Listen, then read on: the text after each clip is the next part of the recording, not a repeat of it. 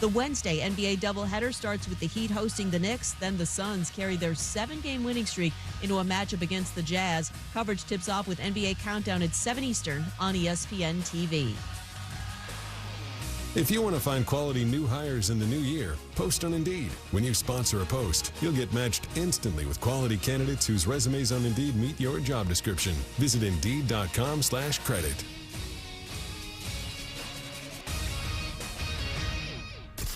Now your chance to win $1,000. Just enter this nationwide keyword on our website, Greene. That's Greene. Enter it on our station website now. Log on now to ESPNABL.com. In the heart of Beer City, USA, two men, one journey to create a sports show unlike any other. Unfiltered, raw, and honest. One of them played a soccer goalie opposite Ben Stiller. The other once scored 6 points on Steph Curry. These guys know their shit. Let's go! Tank Spencer, Jeremy Greene, The Sportsocracy. Presented by Ingles Supermarkets. Low prices, love the savings. And Wicked Weed Brewing. Drink different. And welcome into the Ingles studio here on ESPN Asheville, 92.9 FM, 880 AM, and 1400. The Sportsocracy is on the air. I'm Tank Spencer, Jeremy Greene alongside. As always, we welcome everybody into the chat box on the YouTube feed as well. TheSportsocracy.com. If you are not hooked up with the live video feed, we have it every afternoon right here in The Sportsocracy. In the first hour of the program, always brought to you by Ingles. Low prices. Love the savings. Yes, to get in on the chat, you got to hit that subscribe button on the YouTube channel. So go ahead and click that over for us. Join in on the fun. It is all about, it's always all about the NFL as we get ready for this weekend's conference championship games. Just want to remind everybody that we will be doing yet again, and this time a full day of live reaction video stream here in the Sportsocracy. We'll start at 3 o'clock on Sunday afternoon. As we got the Kansas City Chiefs taking on the Cincinnati Bengals, and of course we'll cover the NFC game as well. I would love to set the prop. I'm going to set a prop on props. How many prop bets do I give out over the course of 7 hours? Because I would set the line at 37.5, and I would take the over aggressively. Jeremy loves to get us updated on all the live betting stuff during the broadcasts, and we're going to have a whole lot of fun as well. We got some other tricks up our sleeve for this weekend. The question is exactly how many times can I hit the over in one game? Because however many it is, that's how many I will do it in Cincinnati, Kansas City. There ain't no doubt there's going to be a whole lot of points scored in that one. We'll talk about the title games and the revenge factor for the two favorites for this weekend. The two favorites this weekend, 0-3 so far this season against their opponents in the conference title games this weekend. We'll talk about that coming up in the 4 o'clock hour. Also, well, Jeremy, I mean, I'm seeing conflicting reports here, but it looks like the Jaguars have a new head coach. There are many that will tell you they don't. I've been telling you they do for 2 solid weeks, and I'm not backing off of it. Right. I don't care what Adam Schefter says.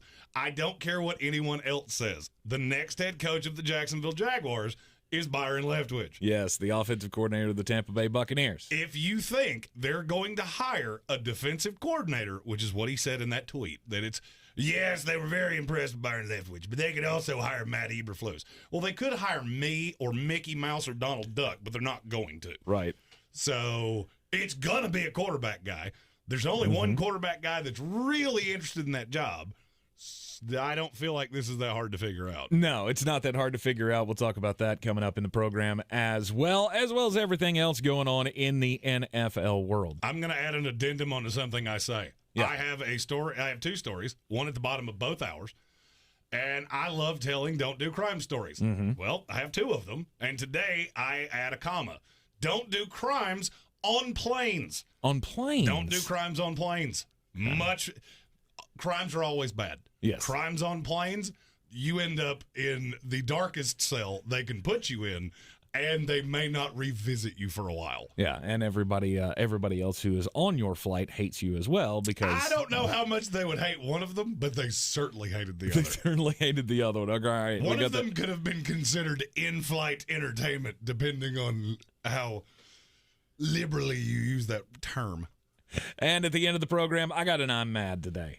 Jeremy doesn't let me talk about baseball a whole lot, but despite the fact that I am a Boston Red Sox fan, I'm mad today about the Hall of Fame vote, and I'll tell you why coming up at the end of the program. I have a funny feeling that I'll be debuting a new segment in that. Yeah. You'll be mad, and I'll be glib. Oh, that's not a new segment for you, No. Mr. Glib about baseball. It's not. No, it's not. Yesterday on the program, we talked about how the NFL just gets recast every generation. Every generation we have the winner and the loser and the foil and all of that. We went through all that yesterday. If you missed any of it, you can go back on the podcast, check that out. Available on the iHeartRadio app on demand. But one little part of that discussion, we didn't spend a whole lot of time on it, and I want to spend some time on it today because if you didn't notice, all of the quarterbacks that we chose to be the stars of this upcoming generation in the NFL, they were all in the AFC. And there are several young ones in the AFC that we didn't even talk about. They were rookies on terrible teams, kind of like Josh Allen once was. Uh-huh. Kind of like Joe Burrow once was. Uh-huh. The AFC could be deeper than we ever said it was. Because, oh yeah, by the way, the reigning first and second overall pick, yeah, they play in the AFC too. Mm-hmm. And we never even mentioned them. Nope, we did not, because it's too early to say that they're going to make giant waves in the NFL. But that's what you expect from from top three picks. They're either going to be awesome or they're going to be hotly debated, much like that other guy in the AFC, Baker Mayfield. Yeah, if you're bad at quarterback in the AFC, it's going to be a long 2020s for you. Yep, it is indeed. Looking right at you, Pittsburgh Steelers. But if you look at there's a massive disparity between the AFC and the NFC. When you're just looking at quarterbacks of the future or franchise quarterbacks, I mean, there are only, to me, 4 teams in the NFC that actually have a quarterback for the future. Like right now, this guy's going to be your guy for a while. All right, who is that? In the NFC? Mm-hmm.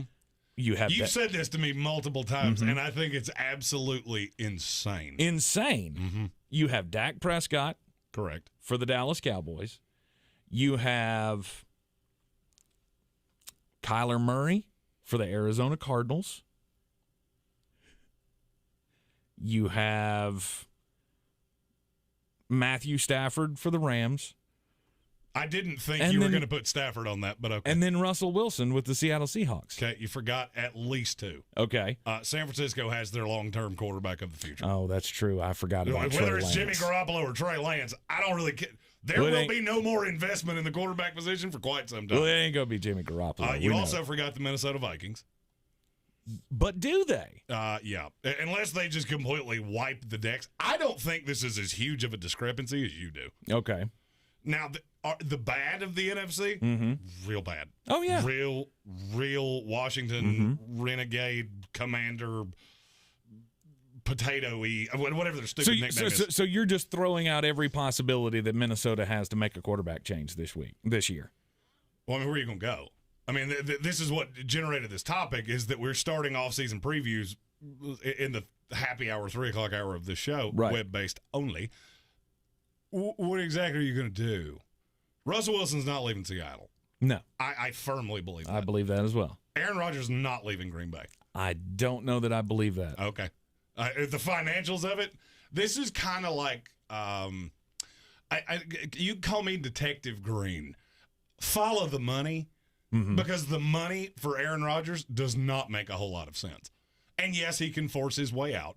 I understand that. That's how they got him in the building.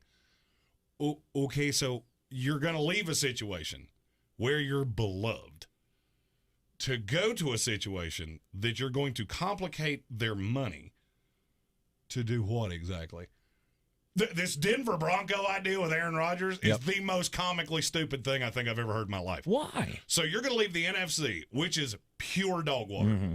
There are 3 divisions in the NFC that are awful. I'm not bad. Stubbing your toe is bad. Mm-hmm. This is running your toe over with a car bad. So you're going to leave one of those to go contend with Josh Allen, Joe Burrow, Justin Herbert, Pat Mahomes. Just keep saying that out loud, and you'll very quickly realize how stupid that is. So and Aaron Rodgers is not a dumb guy. No. I don't care what you think of him. I don't care what you call him, Joe Rogan Light, or whatever it is you want to call him. He's a really smart guy. Mm-hmm. He knows how easy his path is. Did you hear him yesterday come out and say, I'm going to make this decision by the tag deadline? Yep. Of course you are. Of course you are. Because you're going to look at Devontae Adams and go, you're going to deal with that tag for a year. Mm-hmm. Or you can figure out a long-term deal. I don't care. You're going to be here one way or the other. There's no other situation for you to go to. So you can leave the NFC where there are no high-level quarterbacks. Who's the best quarterback in the NFC if Aaron Rodgers left it? This is what intrigued me about this conversation. I'll give you a hint. They play on the West Coast one way or the other. Yeah. Because it's either Matthew Stafford or Kyler Murray, and it's not even debatable. We're just taking Russell Wilson out of that argument. The team's terrible. Mm-hmm. And they're at best the 3rd best team in their own division, and that is assuming Cliff Kingsbury keeps cutting wires and ripping out electrical cords from the inside out. Right. Yeah, I'm taking Russell Wilson out of that.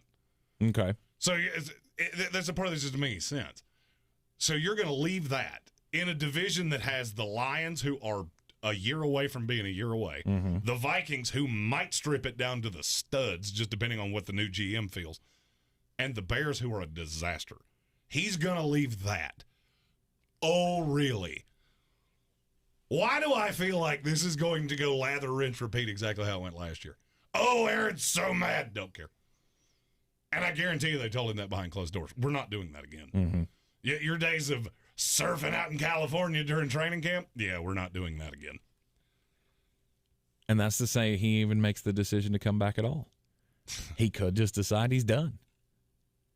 And he wants to go and whack surfboards. I'll believe that the minute I see it. Oh, I understand. And I believe he wants to play as well. I mean, you don't keep winning MVPs and then just give it up. No.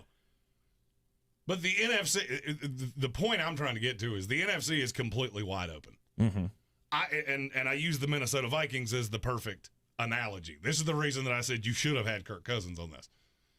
Minnesota has to look around and go, yeah, we could tear it down to the studs and try to find a young quarterback where there's not one. Mm-hmm. Or we just keep doing what we're doing. And doing what we're doing and being even reasonably well coached probably makes you the 4th best team in this conference at worst. I'd agree.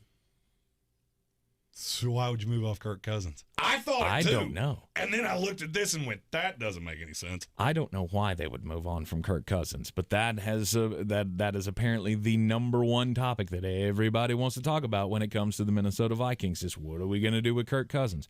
Well, to me, it's very easy. You keep him and you move on and you take your shots over the next 3 years, 4 years, whatever, distance you want to put on that contract. And that team's largely cheap. And tying this back to our 2 most local teams here, I could make an argument, and I know that Sam Darnold is not beloved in this market. I'm well aware of that. Mm-hmm. I could make an argument that there's not 5 teams in the NFC better set up than the Carolina Panthers right now. Whew. That's strong. Name them. Look at the teams in their own division. Mm-hmm. Your bottom 5 team in the NFL the minute Tom Brady walks out the door. New Orleans Saints, you're already there because your saving grace retired yesterday. Okay, so you got one team in the division. Oh, yeah, that team's the Falcons. Right. So all of this thought of, we have to go get a young guy. Who's going to draft Sam Howell and Malik Willis? And let me make this as clear as I can. I don't know much in this life, but I've done draft things pretty well. If you're starting a rookie out of this draft class next year, you are awful. Right. I don't care who it is. Mm-hmm. And I love Sam Howell. You're going to have to draft him in the top 10. So all of this, Carolina's got to find a quarterback. You've got one. You have the best you're going to do. Right. And nobody seems to get this. Because, yes, the AFC is flush with quarterbacks. Who else out there? What else you going to do? Mm-hmm. There's one quarterback that's even vaguely readily available that could slide into this discussion. His name's Deshaun Watson, and everybody with a microphone is trying to distance themselves from him. And there's a reason. Him and Jimmy. Jimmy G is not going to hang around San Francisco. Look, I like Jimmy Garoppolo. Mm-hmm. I don't care if you went to family reunions with him as a child. Nobody thinks he's elite. Because he's not. Mm-hmm. He is a really good version of Trent Dilfer, Brad Johnson, Joe Flacco. They win a Super Bowl, nobody's going to look at him and go, oh, yeah, he's a Super Bowl winning quarterback. Mm-hmm. He'll be on that list of Nick Foles going, you don't have to be great to do that. Right. We won a Super Bowl. It'll all be fine. But Jimmy Garoppolo is going to be available. But who else? See, that's kind of my point. It's like all of these NFC teams that need quarterbacks or need a solution. I mean, would you say that the Carolina Panthers, despite the fact that they have Sam Darnold and they ain't a lot of faith and a lot of hope in him, they could? I mean, when it comes to the quarterback situation, it's actually not that bad. Oh, compared to others. Compared to other teams? Yeah. Compared to the Detroit Lions, who have Jared Goff or insert rookie here? Exactly. Because it's all about what you're going to replace him with. Atlanta with Matt Ryan. Yeah, I'll take Carolina. Mm-hmm. Taysom Hill, Jameis Winston in New Orleans. Yeah, I'll take Carolina. Yep. I'll take Carolina. And I see a path moving forward that you see more San Francisco 49er teams and way less Joe Burrow teams. All right, so we've got this set up for the weekend. We got 4 teams left in this. We got one team that's great at quarterback. Mm-hmm. One team that's young and very good, and you've got a quarterback that's led you here. One that I would say is they're good-ish. And then you got the definition of average. This is going to be way more common than people think. Everybody gets locked into quarterbacks. Mm-hmm. We talk quarterbacks a lot. I'm not so sure that being in that average range is a bad thing. Really? Jimmy Garoppolo's top 4 quarterbacks in the NFC right now. And there is no way that you're going to shake that he's not. Really? With the tentative of Aaron Rodgers. He would be 5 if Aaron Rodgers comes back. Mm-hmm. There's no way to shake it. Now, that does get into the I'd rather have Jimmy Garoppolo than Dak Prescott, but I'll let you argue with the wall about that because I have learned saying that to Cowboys fans. You can't do that. It's like putting a fan right in your face. This is just going to be a noise that's going to emanate into my ear until I turn it off or walk away from it. Right. It just amazes me, the disparity between the two leagues when it comes to quarterbacks. Because you've got, like I said, there are very few. I believe there are only 4 that definitively know right now we've got the guy over in the NFC. There's about that same number over in the AFC that don't have the guy right now. We'll talk about that coming up next here on ESPN Asheville. This is your Exergen Temporal Scanner weather forecast on ESPN Asheville. Well, getting ready for another big blast of cold coming to Asheville for the weekend ahead. We're talking some teens in single digits here in the higher elevations Friday night and Saturday night. Big front swinging through. Won't have a lot of precip with it, though. These fronts, when they're this cold, really don't have a lot of precip with them. Our low tonight, 21. Mostly sunny Thursday, high 48. And a few flurries Friday, 41. I'm meteorologist Scott Larimore. That's the latest Weather Channel forecast. This report is sponsored by Unbound.org. Right now, there are young people across the world facing a tough choice. Continue their dream of education or drop out to help their family put food on the table. You can help change their future in a single moment. See how far your support can go at Unbound.org. What is iHeartRadio? All your favorite music. This is Tyler from 21 Pilots. This is Dan from Imagine Dragons, and this is iHeartRadio. all your favorite stations, where you live or where you used to live. And of course, virtually every podcast on the planet at your fingertips. And it's all free. If you don't already have it, download the free iHeart app today. iHeart. Discover music, radio, and podcasts you'll love. iHeartRadio. Hey folks, DG here. Y'all know I've always loved the slogan, Smiles Change Lives, which I first heard years ago from Dr. Rebecca Merrill of Asheville Smiles. I hope you will live that slogan here in 2022. Whether it's just time for a routine cleaning, you want to learn more about Invisalign, a great alternative to braces, you need a diagnosis and treatment plan, or if you don't have dental insurance, you just want to learn more about her special membership plans. 828-251-2426 or AshevilleSmiles.com. Being a real estate agent isn't about listing houses. It's about connecting to people. I need to find new buyers every day, so I promote my listings using radio commercials from iHeartAdBuilder.com. Now every time I have an open house, it's a full house. A custom radio ad from iHeart Ad Builder is the fast, affordable way to drive customers to your business. Put the power of radio to work for you. Get started now at iHeartAdBuilder.com. I think it's just vapor. Vaping is safer than smoking, isn't it? One vape pod has as much nicotine as one pack of cigarettes. Get your head out of the cloud. Talk to your kid about vaping. Visit talkaboutvaping.org. Brought to you by the American Lung Association and the Ad Council. At Panera, you can say yes to both of your cravings.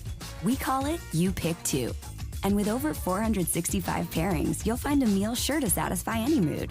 Are you feeling both fresh and fun? Pick our Fuji apple salad with a new Thai chicken soup. Or maybe you're feeling classic and bold. Pair some creamy mac and cheese with our new Citrus Asian Crunch salad. Pick your perfect pair and order a You Pick Two today. Panera, the familiar made fantastic. Real estate isn't about properties, it's about people. I'm Clarissa Marshall with eXp Realty, your native realtor serving all of Western North Carolina. I will work hard for you, and I believe in doing the right thing every time. I market each of my listings to reach out-of-town buyers. I use a professional photographer and drone video on every single listing, as well as collaborate with agents across the country to find your buyer. Check me out online at clarissasellswnc.com or give me a call at 828-774-6343. It would be my pleasure to assist you through the real estate process. Sometimes it's the little victories that mean the most. At Ingalls, we know there's no one you'd rather share those miniature memorable moments with than family. Ingalls, all the ingredients for family. This week at Ingalls, select sizes and varieties Cheez-It crackers, 2 for $6. Select sizes and varieties Dunkin' Bag or K-Cup coffee, $4.98 each. And select sizes and varieties General Mills cereal, 2 for $5. Ingalls, low prices, love the savings.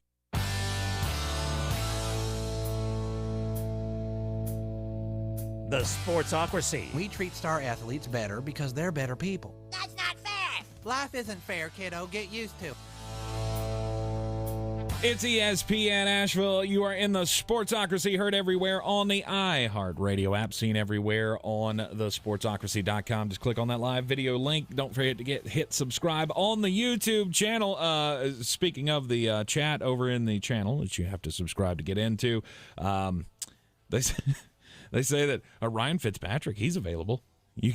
Ryan Fitzpatrick might be the 6th best quarterback in the NFC next year.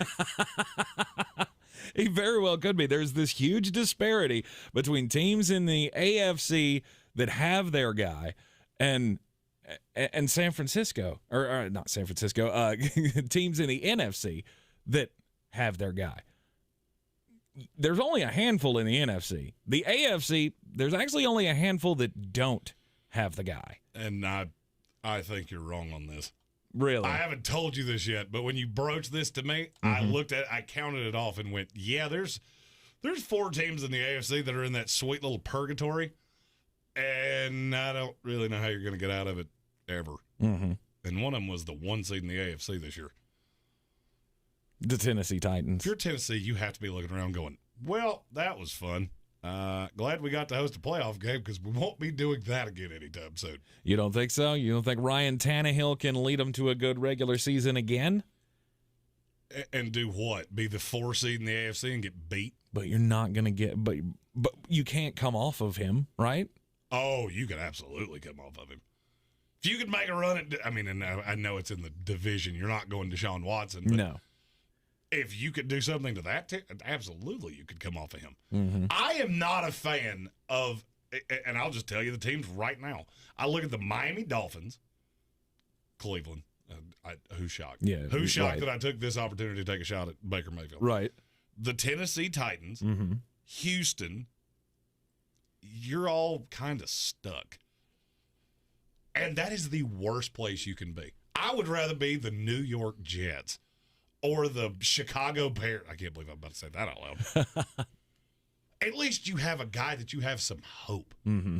Ryan Tannehill's never winning you a Super Bowl. Tua Tagovailoa is never winning you a Super Bowl. And I think I put those into the more hopeless category in a way that you don't. I don't put it in a hopeless category. We thought coming into this year that Tua wasn't the guy, that he was going to be a bust. I think over this year he's still a bust. No, come on. I think over this year he's shown the ability to be able to lead an NFL offense. Oh yeah, right home on when the playoffs start, he can lead them right to their living rooms. Congratulations, Tua Tagovailoa. It's a guy you took at 5. Mm-hmm. Yeah, that's a bust. That's a bust. I hate to break it to you, but that's actually the definition of a bust. Just because a bust doesn't know which direction the offense is supposed to go. Ryan Leaf. You don't have to be that bad to have been a horrible decision. And that one was. 2 years, you're ready to give up. What's your high side? Be real honest with yourself. He ever going to be better than Josh Allen? No. He ever going to be better than Mac Jones? Yeah. No, don't even. That's not even the one I wanted to argue about. One of them took a pretty listless offense to the playoffs.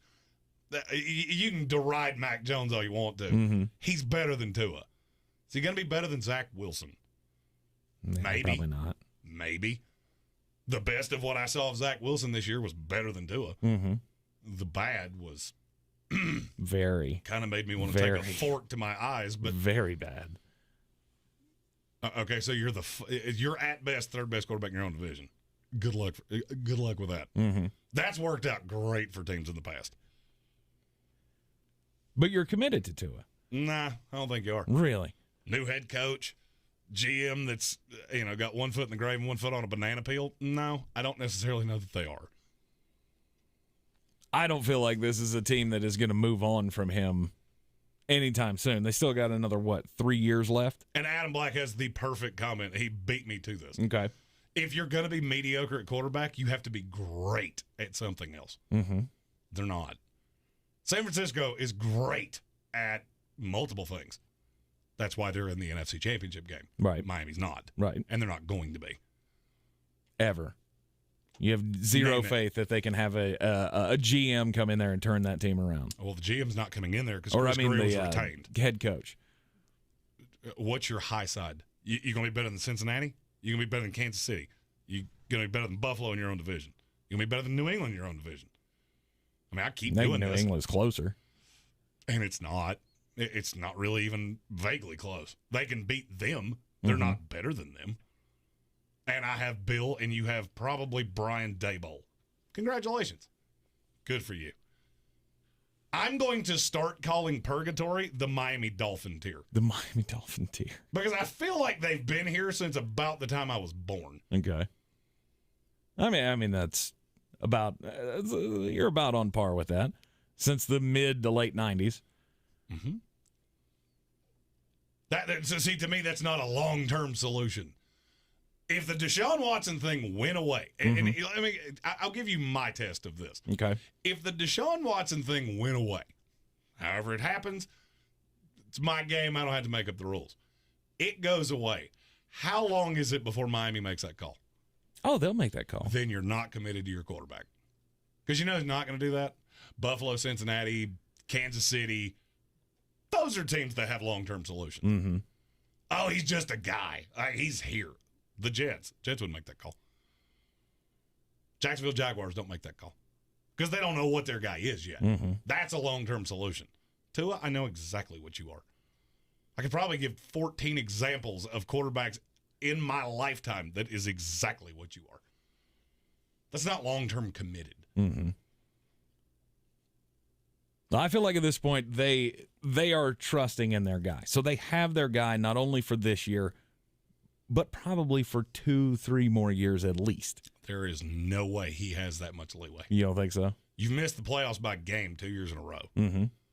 I won't be shocked if they brought in competition for this year, especially with a new coach. They're going to bring Ryan Fitzpatrick back, do that again. Ryan Fitzpatrick's better than Tua Tagovailoa. Oh, God. You've got Pittsburgh, Cleveland, Houston, and Denver.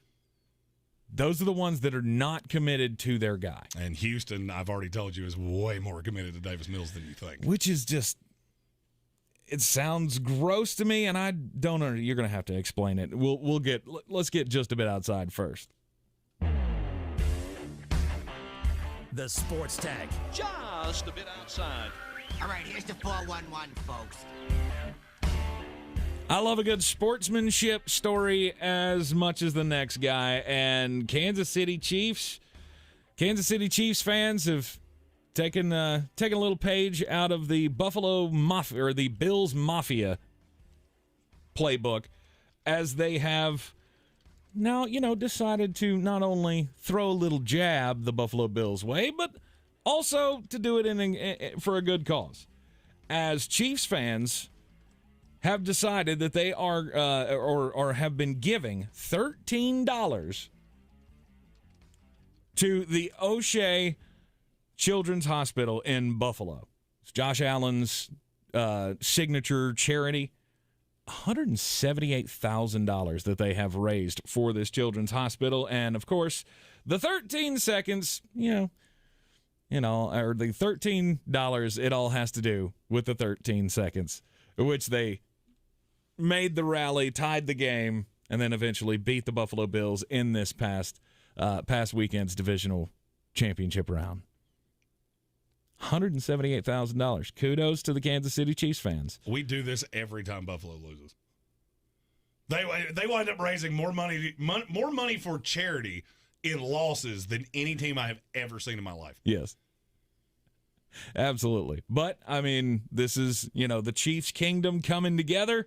It was originally an idea on their Facebook page that they were going to give it to Patrick Mahomes' charity. But then they decided, no, Buffalo needs it more. So we got the AFC Championship game. We can give it to you. Right, exactly. So they're going to help out the Buffalo community by giving money to the O'Shea Children's Hospital. Good on them. When you hear this name, you will not be shocked that this flight started in Dublin, Ireland. Shane McKierney. Which, that is probably the most Irish-sounding name I've ever heard in my life. He is a 29-year-old Irishman. He started in Dublin. He was flying to New York. And he was doing this because he was going to start a job at a statewide soccer academy in New York, or in Florida. It was a layover in New York. He was going to hang out in New York for a day or two and then fly to Florida. Well, there was one impediment in that. He got absolutely 78 beers deep drunk on the plane and started mooning and flashing flight attendants. Don't do crimes in the air. Of all places to do crimes, I could argue a plane is in the top 3 of the worst ones. Yep. He also apparently threw a full beer can at another passenger, hitting them in the head. Which, okay, maybe this is just how my brain works. I have never been handed a full beer can on a plane. No, you always give those little sippy cups. Yeah, it's always given to you. Who hands the drunk guy a full beer? Yeah, he won't throw that. Are you sure he didn't have it stuffed in his jacket or his prison wallet or something? I have no idea. As soon as the plane landed, he was charged with interfering with a flight crew's duties and intentionally assaulting and intimidating a member of the flight crew. Mm-hmm. You didn't know? Those are both felonies. Those are big boy crimes. That is not a, hey, here's a $500 fine. That is escorted out of an airport in handcuffs by an air marshal. Yes. How many times have you flown in your life? Just a handful. Mine's probably 1,000. Mm-hmm. I have only 2 times ever seen an air marshal identify themselves on a plane. Both times, the person they had to identify themselves to was when the flight landed. They got a lovely pair of silver bracelets. Oh no! And were led off the plane for what? One was a belligerently drunk guy. Okay. And one said something that you can't say on an airplane ever. And the air marshal was sitting 2 rows behind him. Right. That is the most forceful I have ever seen somebody thrown to the ground in my life. Wow. And I bounced in a bar for a very short period of time. So I've seen some aggression. And this was, what, as the plane was landing? Or No, this was in the air. Oh, just in midair. Yeah. The second one I'm talking about, he said that somebody should do something that you can't say, right, especially about a plane that's in the air. Right. And then the air marshal did their best Steph Curry imitation and dribbled him off the ground. Nice. To which I reacted exactly how you think I would and laughed aggressively. I think I would freak out if something like that happened on a flight that I was on. Of just, yikes, get me out of this death tube. Yeah, see, I never looked at I've seen multiple drunk people on airplanes. They're pretty easy to identify too. Usually they're real sweaty on the ground. They start asking where the bar card is. If you want to know who the most fun person to watch on a plane is, identify that guy. There's always one. Except on flights like I'll talk about in the next hour. Super chat, hit me. Nope. I got to get all the way across to the button. Kevin Vick in the comments says, if you throw a full beer, you are not full-blooded Irish. That'll get you exiled. As an Irishman, I will agree with that. I will as well. Shocking, with that red hair, you're Irish? Yeah, who's surprised? I had no idea. We do have another super chat, but it's not scrolling up for me.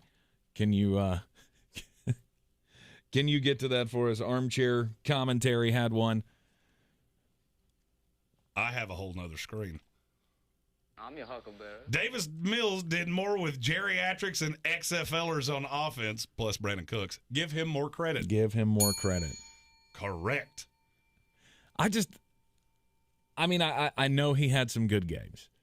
I know he had a couple of good games. But you think he's a long-term quarterback in this league? If he was in this draft, he would be 2. Number 2? Based off what I saw last year, he would be 2. Okay. For me. He would be right behind Sam Howell and right in front of baby hands Kenny Pickett. Just little teeny tiny Donald Trump hands. Just Well, the Houston Texans, obviously, the Deshaun Watson thing, that's never going to happen. He's never going to come back. I don't care who they could possibly hire as their head coach. That's never going to happen. But the thought that they're tied to Davis Mills, who, I understand they used their first draft pick on him last year. He's a third-round guy. It's not like you got a whole lot invested in him. You worry way too much about where people are drafted. What are you going to replace him with? They pick at 2. Mm-hmm. You really think they're going to take a quarterback at 2? No.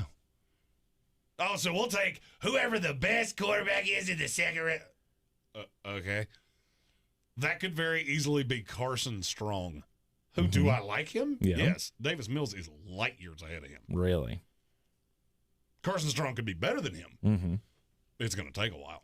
And free agent-wise, you name me a quarterback that's signing up for that has any kind of other choice. Right. Yeah, Davis Mills is the long-term solution there. Okay. More faith that Davis Mills is with Houston than Tua is with Miami 3 years from now. Oh, 3 years from now. What's more likely? Tua's still with Miami or Davis Mills is still the quarterback of the Houston Texans? I'm going to go with C. None of the above. None of the above. Not applicable. Well, then doesn't that kind of lend to my point that they're not the long-term, that Davis Mills is not the long-term solution? Okay, I'll go one step further. You can't say one is and the other isn't. Oh, so they're super close to you. Oh, yeah. Okay. Oh, absolutely. There's probably not anybody separating them. I'm trying to think of somebody that's more similar to either of them. And one's not coming to me off the top of my head. Okay. Colin's got a super chat. I'm your huckleberry. TheSportsocracy.com. Click on that live video link. Subscribe to the YouTube channel so you can get in on the chats as well. So I have a question. If Aaron and Tom retire, please, which team in the NFC has the best chance and goes to the Super Bowl next year besides the Rams and the 49ers? So basically what you're asking is if Tom and Aaron retired, who would be the team that we liked the most outside of the two NFC West teams? Yes. You're not going to like my answer. I'm gonna go with another AFC West team, and I'll go with the Cardinals. I will go with the Dallas Cowboys. Really? Yeah. And to me, it's not really all that close. It's gonna happen this time for the Dallas Cowboys. I'm not sitting here telling you Mike McCarthy's a great game manager because he's not. No, he ain't. But talent-wise, they're exponentially ahead of the Cardinals. And I like the Cardinals. Mm-hmm. There's no way they're coming out of that division. That's one of the things that people seem to forget when they say things like that. You're going to have to come through two teams that are better than you in your own division. This is how I saw the precipitous decline of the Seattle Seahawks exponentially before anybody else did. Right. They're all getting better, and you're getting worse. Mm-hmm. How is that going to work for you? Then you have a year like this year where it all comes tumbling after. Dallas is, I'll tell you another one. I can't believe I'm about to say Philadelphia. Philadelphia has 3 wins. Yeah, they could markedly upgrade that team. And I won't be shocked if one of those ones is a quarterback. I won't be either. I mean, we know how we all feel about Jalen Hurts. And I think we got a pretty good idea of how Philadelphia feels about Jalen Hurts. Like, if they had to. And he's a great example of what we're talking about with quarterbacks. All right, as bad as Jalen Hurts is, mm-hmm. he's still probably the 7th best quarterback in the NFC. And they're about to completely restock this team with talent. Right. I mean, they have 4 picks, I think, in the top 45 or something ridiculous mm-hmm. like that. You can do a lot with that. I like how markedly has officially become the bingo buzzword of this show. I never realized how often I said that word until it started getting pointed out to me. Yeah, you do say markedly a lot, and so now I say it just to get everybody in the comments going. I don't know. How did this all happen? Is it just because all of the really bad teams in the AFC they were bad at the right time? They were bad at a time where good quarterbacks were there to be had. Now you have so many NFC teams that are bad, and the well's dried up. Yeah. That's the reason Daniel Jones is the cat with 417 lives. Oh, gosh. Daniel Jones. I love watching teams with bad quarterback situations freak out, knowing full well there is nothing you can do about it. I'm 2 years down the line on quarterbacks. Mm-hmm. I have one legitimate, no doubt starter. Bryce? No. Who is it? Sam Howell. Oh, it's Sam? That's it? I don't love Bryce Young as much as everybody else does. Really? No. I've been burned on Alabama quarterbacks enough times. That'll tell me more. Next year will tell me more with him. I don't have to make the assessment yet, but I can tell you I don't love him as of right now. Right. Just game doesn't translate well? No, there's things about his game that I don't like. I don't like anybody that says, I don't like to run, so I'm not gonna. That's bad. You should not ever do that. Right. John Mara, the owner of the New York Giants, came out today, by the way, and gave full vote of confidence for Daniel Jones. Says, we are no longer in the sweepstakes for Deshaun Watson. We will not trade for him. We have done and this is paraphrasing, but this is the gist of what he said today. We have done everything that we can to screw up Daniel Jones, and that stops today. And that we are going to right the ship. We'll get the GM. We'll get the head coach. And we have not given up on Daniel Jones. Direct quote. Okay, I have 2 questions that come from that. One, who in the world is asking this question to John Mara? I don't believe a word that man says ever on anything. 2, what's he supposed to say? Nope. You know what? If we could get a 7th round pick for him right now, we would do it. Of course he's going to say that. Mm-hmm. The Russell Wilson thing comes up. Yeah, guess what? They'll be interested. if Brian Flores takes this job, which I think he will, I'm not dead set that he's going to be sold on Daniel Jones. Right. Let me just give you a piece of advice that I've learned over 2 years as of tomorrow of doing this. When an owner doesn't have a coach or a GM, I don't care in the least what you say because it means less than nothing to me. Nothing. Mm-hmm. Because I would love to hear how you're explaining to Brian Flores, nope, we know you just had to deal with Tua, who was really infuriating. And we're going to give you a slightly more athletic version of him. Right. Come on. Come on. Seat the car. Let's go. But we've seen owners and GMs and coaches do this forever. Like, when there is a question, it's okay to say there's a question. Scott, it's okay. In our YouTube comment says that means Flores told him he wasn't coming there. That's also possible. Could happen. It also means Brian Daboll said the same thing. Right. And the next head coach of the New York Giants will be hillbilly head fishing Freddie Kitchens. Weston Titans fan in the chat wants to know if there's any chance that the Titans come off of Ryan Tannehill in their window. So in this window to win. It depends how much you're willing to give up. Mm-hmm. Everybody has a price. Right. There is no player in the NFL that could not be had. Now, the price could be absolutely ridiculous, but that's what we've been talking about here about the disparity between quarterbacks. That's what this leads to, is the handful that you have are going to be 130% of price. Mm-hmm. Which that kind of makes me think Houston may have been right this entire time to just wait him out. Yeah. Because now you have the only – it's him and Garoppolo. Mm-hmm. There are no other options. You have the only elite quarterback that is available. By the way, I would love Jimmy Garoppolo with the Tennessee Titans, and I just want to say that into a microphone where it can be recorded and I could use it at a later date. See, I agree. I think that'd be a perfect landing spot for him. But I don't know. Was Ryan Tannehill's 3-interception performance in the playoff game enough to say, yeah, we're done with this guy? Because you're kind of stuck money-wise, aren't you? Not as much as you think. Okay. You're more stuck with, you better be right. You were the 1 seed in the AFC. You better be right.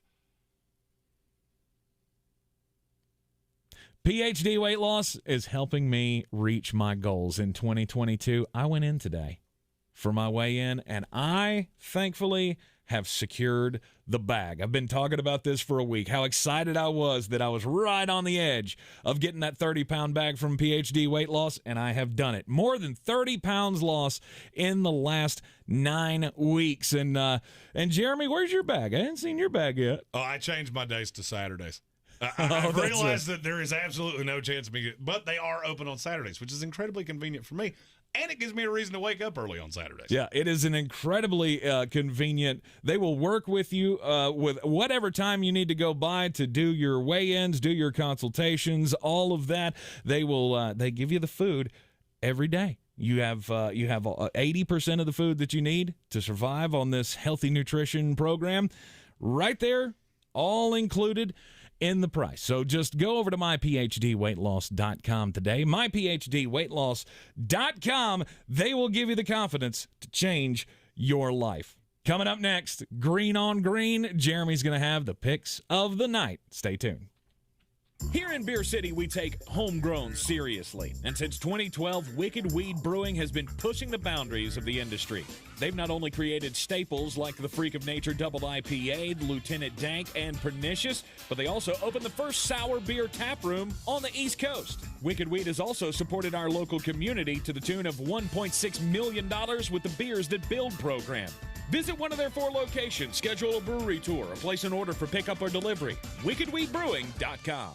Hi, I'm Emmitt Smith, Pro Football Hall of Famer and 3-time champion. Pro Football's all-time leading rusher Emmitt Smith talks about joint pain. Trust me, I know about joint pain. Sure, I made it look easy, but if my body could speak, it would say, I'm in pain. Are you living with chronic joint pain? Knees, hips, lower back, shoulders? Don't just assume the old treatments are the only treatments. I've gone under the knife to get rid of pain, but now there are options, and you need to check them out. Emmett's talking about QC Kinetics, exciting new natural biologic therapies that can repair and restore damaged tissue in your joints. New options now available here. You can encourage your body to actually heal itself with the help of QC Kinetics. Real relief with no surgery, no drugs, no downtime. Call the local medical professionals at QC Kinetics for regenerative restorative treatments with lasting relief. But now, you and I, we have help. QC Kinetics. Start now with a free consultation at QC Kinetics. 828-333-9517. That's 828-333-9517. Call today. 333-9517. Make some noise, everybody. Get ready for our 2022 iHeartRadio Music Awards. Celebrating the biggest artists of the year. It's about the music. All sorts of formats, all sorts of styles. Honoring the musicians you love. Returning to Fox on March 22nd. Oh my God. Oh my goodness. I'm like almost in tears. iHeartRadio Music Awards. Be here as the nominees are announced. Ladies and gentlemen, here are the nominees. Tomorrow morning at 9. Hello, this is Discover, and we take customer service very seriously. We know that if you have a question or concern about your credit card, that's a serious matter, and you need to talk to a real person about it. So we offer around-the-clock access to seriously talented representatives in the USA. Again, it's a serious endeavor. The only funny thing about it is Bob. If you call us and Bob answers, you're in for a treat. Get 100% U.S.-based customer service and talk to a real person day or night. Discover. Exceptionally common sense. Yes, Miss Tubbs. No problem. I'll call someone about the plumbing. One of Beatrice's properties needs a new superintendent.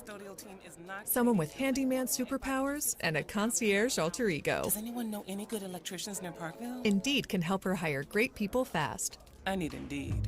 Indeed you do. Instant Match instantly connects you with quality candidates whose resumes on Indeed match your sponsored job description. Visit Indeed.com/credit and get $75 towards your first sponsored job. Terms and conditions apply. Liberty Mutual Insurance Company presents and Doug. And we're back with Limu, Emu, and Doug for the final question. Category is things you climb. All right, Limu, what do you think? You sure? We're going with Liberty Mutual customizes your car insurance so you only pay for what you need. Oh, so close. We were looking for stairs. Huh. Only pay for what you need. Liberty, liberty, liberty, liberty.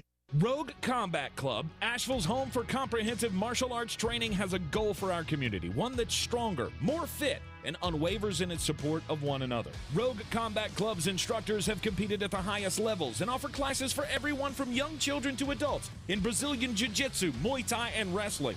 Rogue Combat Club classes can help you boost your self-confidence and self-defense skills while weeding out the egos and intimidation found at other gyms. Join today at roguecombatclub.com.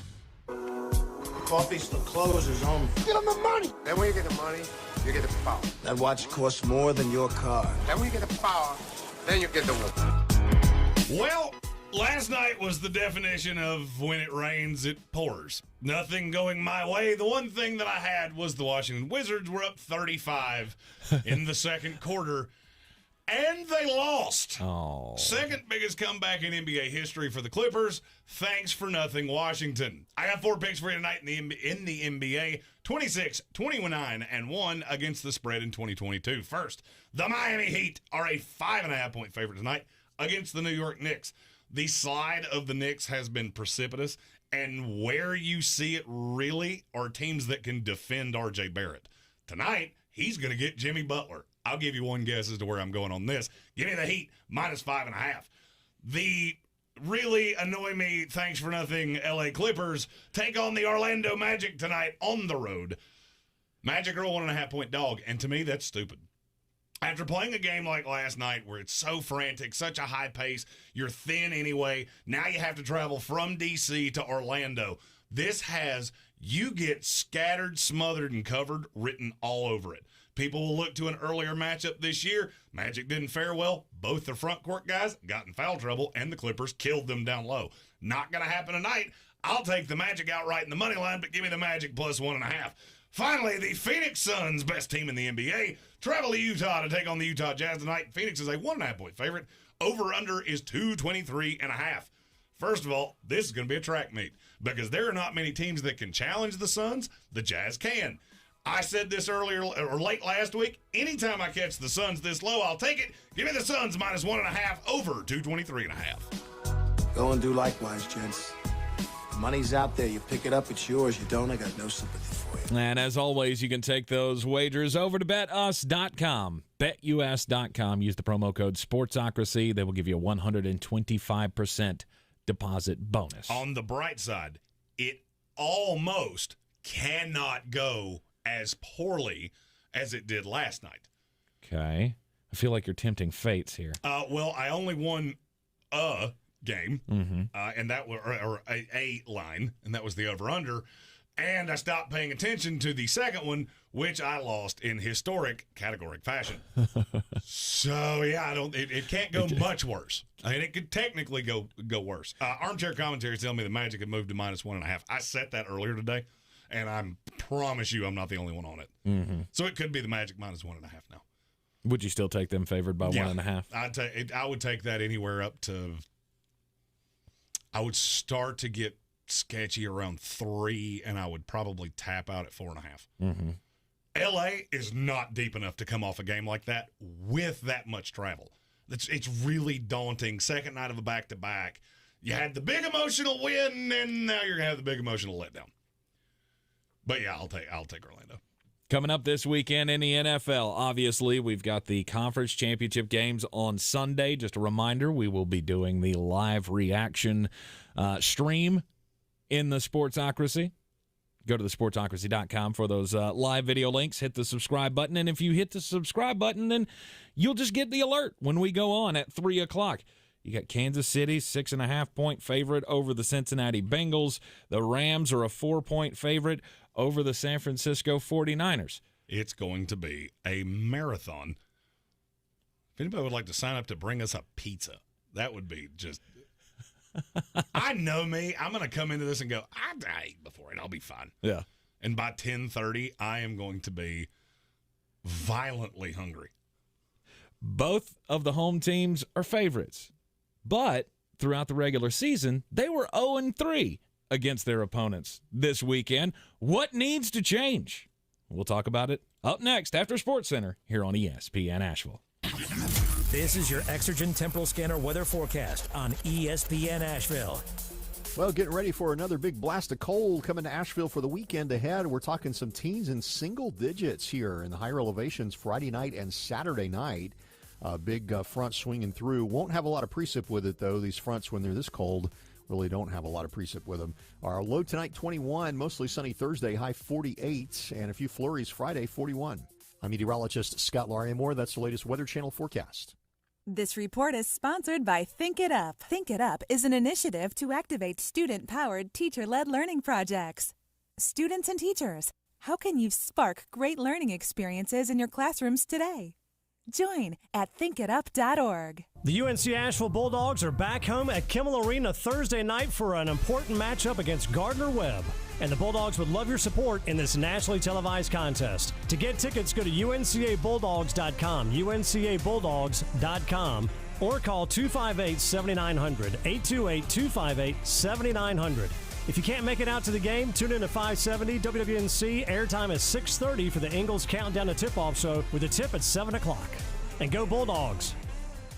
Got issues with youth or high school sports? Positive Coaching Alliance can help. PCA, a national nonprofit, offers more than 1,000 free online resources for youth and high school sports coaches, parents, students, and administrators. Visit PCADevZone.org. Hello, this is Discover, and we take customer service very seriously. We know that if you have a question or concern about your credit card, that's a serious matter, and you need to talk to a real person about it. So we offer around-the-clock access to seriously talented representatives in the USA. Again, it's a serious endeavor. The only funny thing about it is Bob. If you call us and Bob answers, you're in for a treat. Get 100% U.S.-based customer service and talk to a real person day or night. Discover. exceptionally common sense. From the Ingalls Studios, this is ESPN Asheville, WPEK, W225CJ Fairview, WMXF Waynesville, and iHeart radio station. The Giants have done everything possible to screw up quarterback Daniel Jones. That very blunt assessment today from Giants co-owner John Mara in explaining why Jones deserves another chance to start. Mara said they need to surround him with better help. New GM Joe Shane says the team plans to build an offense around Jones to accentuate what he does best. Baywatch in the NFL continues, as in Greene and Tampa. Buccaneers quarterback Tom Brady has said his family will play a big role in whether he returns. Packers QB Aaron Rodgers has said all options are on the table for him, among them asking for a trade. Landing with the Broncos would be the perfect move for Rodgers, says ESPN's Dominique Foxworth. They have some really good receivers, a good tight end, and a really, really good defense. That's one of the things. If you look at Aaron Rodgers' playoff history, the defense and, frankly, the special teams on that onside kick and the block punt and block field goals, those were the things that had let him down. So going to Denver would be a place where he wouldn't be concerned with that. Dominique Foxworth on Get Up. ESPN's Adam Schefter is reporting the Vikings hired Browns VP of Football Operations Kwesi Adolfo-Mensah as their new general manager. When you're trying to find quality candidates, all the searching, screening, and interviewing can become a job itself. You need Indeed, the all-in-one platform that makes it easy to interview, screen, and hire quality people. Visit Indeed.com/credit. Your chance to win $1,000. Just enter this nationwide keyword on our website, Bills. That's Bills. Enter it on our station website now. Log on now to ESPNAVL.com. He's a degenerate gambler. You are a smelly pirate hooker. And he's cheaper than oxygen. He's useless. But somehow, they make it work. Jeremy Greene, Tank Spencer. There's no holding back in the Sportsocracy. Presented by Ingalls Supermarkets and Wicked Weed Brewing. And welcome back into the Sportsocracy here on ESPN Asheville, 92.9 FM, 880 AM, and 1400. The Sportsocracy heard everywhere on the iHeart Radio app, seen everywhere on YouTube. Go to thesportsocracy.com. You can click on that live video link. Don't forget to hit the subscribe button on YouTube so you can get in on the chat. Yes, we have the conference championship games. AFC at 3 o'clock on Sunday, the NFC at 6:30. Both of the favorites, both of the home teams have not beaten their opponents this year. Back in Week 17, we saw an amazing game between the Cincinnati Bengals and the Kansas City Chiefs.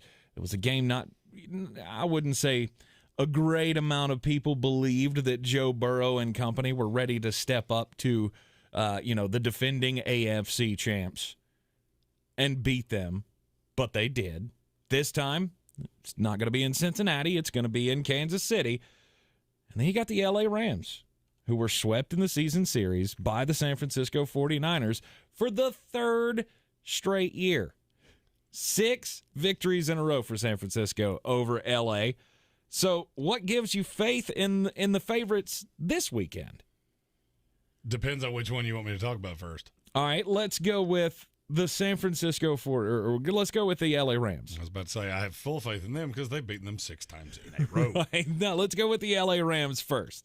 I'm glad because that gives me an ability to say one of my favorite phrases. Yeah. I feel like we should put it on a shirt. What gives me faith in the Rams is going to be their ability to run the damn ball. If you take both games they played this year, you might. The yardage that they've run for in each game might get you to my car in the parking lot.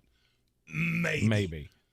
They've been right around 60 yards both times they played this game. Yes, it was an average of 58 yards per game. And look, I understand Cam Akers did not have the greatest day against Tampa Bay. Had a couple very untimely fumbles. But it gives them a different dynamic. Cam Akers is a tremendous running back. Not just saying that because he went to Florida State. No, just saying that because I told you that when he got drafted. He gives a different dynamic. Sony Michel, he's a talented kid. So is Darrell Henderson. But they're flawed. Cam Akers can do a little bit of everything, and his presence in the game does not tip anything off. When you have a quarterback like Matthew Stafford, He's not good in play action. Never been comfortable in it, never been particularly good at it. That takes an element away, and it hides one of the big deficiencies of San Francisco's defense. San Francisco does not get beaten over the top very often. So how do you circumvent that? You have to put them on roller skates. Mm-hmm. Well, one of the ways to do that is to play action, bootleg, all the things Matthew Stafford doesn't want to do. Right. I said this last week, and I'm going to say it this week. I was right last week, and come Friday when we pick these games with Asheville Police Chief David Zack, you'll see where I feel about it this week. I don't know that you could have found a worse matchup for the Rams than San Francisco, but it is so hard to beat a team 3 times in 1 year. Mm-hmm. I mean, we saw this last year in the Bucs run to the Super Bowl. Got swept in the season series by the New Orleans Saints, and then the Bucs went into their house and beat them. Sent Drew Brees home with a playoff loss. What? I'm wearing a polo, which I do often. Right. Somebody in the chat said I look like Happy Gilmore's caddy.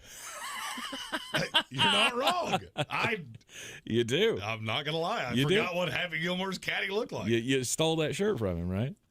No. Okay, he was wearing bibs. That's what caddies wear. Do you do the same thing? Do you use socks to cover your clubs when you go out on the course? No, I have head covers. You have Jets head covers, don't you? Of course I do. Of course I have a he Jets does. bag with my name on it. Oh, that's right. I remember seeing that now. It's been so long since I've played golf at this point, I probably shouldn't have clubs. Well, it's too cold to play golf now. I've played like 3 times in 2 years. I used to play 3 times a week. Mm-hmm. Jobs. Yeah, jobs stink. But, I mean, I get what you're saying about the Rams running the ball. You think it's going to be different this time around because Cam Akers is on the field. I think that just gives them a different element that the Rams haven't, or the 49ers haven't seen. Mm-hmm. But when you get away from that, the way the Rams are built plays into that Deebo Samuel, George Kittle thing. And I don't know how you're going to get away from that. At the end of the day, how are you going to stop George Kittle? I have absolutely no idea. Right. Because that is your kryptonite. The kryptonite of this Rams team is it doesn't matter how quickly you get to Jimmy Garoppolo. You can put pressure in his face. They're going to send that guy in motion before the snap. Mm-hmm. And if you collapse down, they're going to drop it right over your head.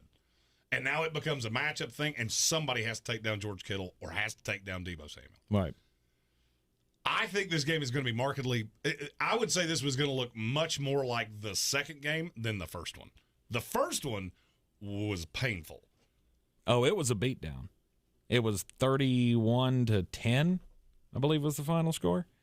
The when thing they that played would be in San super Francisco. unsettling to me if I was a Rams fan is that you have done virtually nothing offensively in either one of these games. Mm-hmm. We always talk about the offensive mismatch for the 49ers to the Rams defense. There's a big mismatch here from the 49ers defense to the Rams offense because what did they take away? Exactly what Matthew Stafford likes to do. Matt Stafford's got a cannon, Mm-hmm. and he wants to beat you over the top. Well, that's the one thing San Francisco's not going to let you do. Right. Stafford tends to get impatient. The biggest thing I would say they have to fix for this week, maybe let Matt Stafford do a little yoga, maybe get him a massage. Okay. Relax, calm down, stop getting so excited. You seen him getting antsy in the pocket? Well, that's what he does. That's always been the tell on Matthew Stafford is that he's like it's the reason you don't give firearms to children because they might use it. Well, Matthew Stafford has kind of the same problem. He's got a cannon. He knows it, but he doesn't know when to use it. And so you get San Francisco that just baits him. If you remember the Monday night game, they did it twice. They baited him. He trusted his eyes way too much. And one of those interceptions, I can't remember who had it, but one of the picks in that first game was comically bad. Mm-hmm. Was to Odell Beckham Jr. Everybody was, they're not on the same page. It wouldn't have mattered if they were on the same page or not. He couldn't have thrown it to the safety any better if he tried. And that's the knock on Matt Stafford and always has been. Mm-hmm. He gets into situations and he puts his team in bad situations sometimes. Well, he's just got a rope. And when you take that away from him and he has to dink and dunk, because that's how you beat San Francisco. Mm-hmm. You beat San Francisco by playing that patient game with them.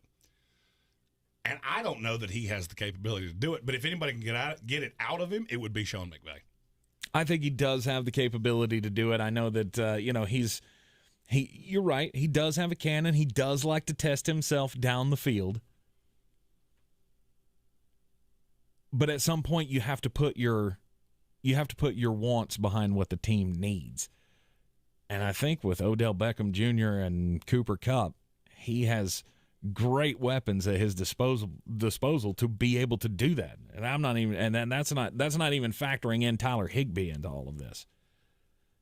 Higbee probably needs to have a sizable role in this game. Oh, I would agree. I would think they need to target him 6-7 times. Saying I don't look at the game plan that way. Mm-hmm. He needs to have a role. What that role is depends. Could be a role in the run game. Could be a role, as an actual pass catcher. Could be a decoy. Could be a lot of things. I don't really care how many times they target him. He's going to have to be a factor one way or the other. Right. I mean, I've gotten into the discussion with some folks about the Kansas City game, and one of the funniest things I think is people dismissing Cincinnati because it was a Week 17 game. Kansas City really didn't care that much. Lie. That's a lie. It's a lie.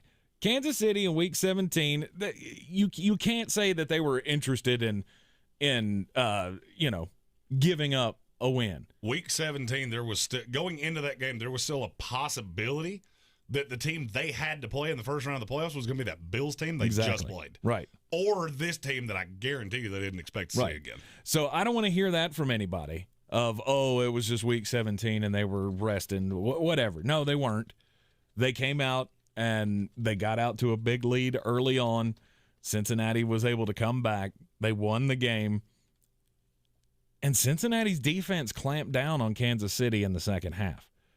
They made huge plays in the first half, and then there weren't any after halftime. So the adjustments that were made by Cincinnati's defense worked. Do you want to hear the list of games that were better in 2022 than Jamar Chase had against the Kansas City Chiefs? Yeah. Would you like to hear it again? Yeah. Now, I'll go one step further from that. Would you like to hear the list of games from receivers that were better than Jamar Chase's in the last 5 years? It was Tyreek Hill against your Tampa Bay Buccaneers. Yep. Would you like to hear that list again? It was the 16th best receiving game in NFL history. Oh, yeah. What does Kansas City need to do in this game? Find somebody that can stop Jamar Chase. I don't care if T. Higgins and Tyler Boyd have 150 yards apiece. I don't care. Stop Jamar Chase. They better get Tyrann Mathieu all sorted out. Hopefully his concussion issue is not going to keep him out of this game, because you need every weapon you can have in your secondary. And going into this game without that guy, I feel like it's just it's a disaster waiting to happen. It leads to Daniel Sorensen doing way too many things. Mm-hmm. Because what he is best equipped to do is stand on the sideline with a helmet in his hand. The 34-31 win for Cincinnati, that was when Jamar Chase went for 11 catches, 266 yards, and 3 touchdowns. And I don't know that they have the personnel to stop him again. The underrated part of this game is how well Cincinnati did at keeping Pat Mahomes from beating them.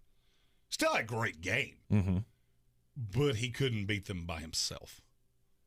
Oh, Damian Williams had 88. I don't care. I do not care. That is not how this game's going to be won. Oh, they didn't cannot set the over-under high enough for me in this game. They didn't have Clyde Edwards-Helaire. That's a positive. You still maintain that Damian Williams is better? I'm not sure that you wouldn't be better. Oh, come on now. Clyde Edwards-Helaire is, to this day, one of the funniest first-round picks I've ever seen.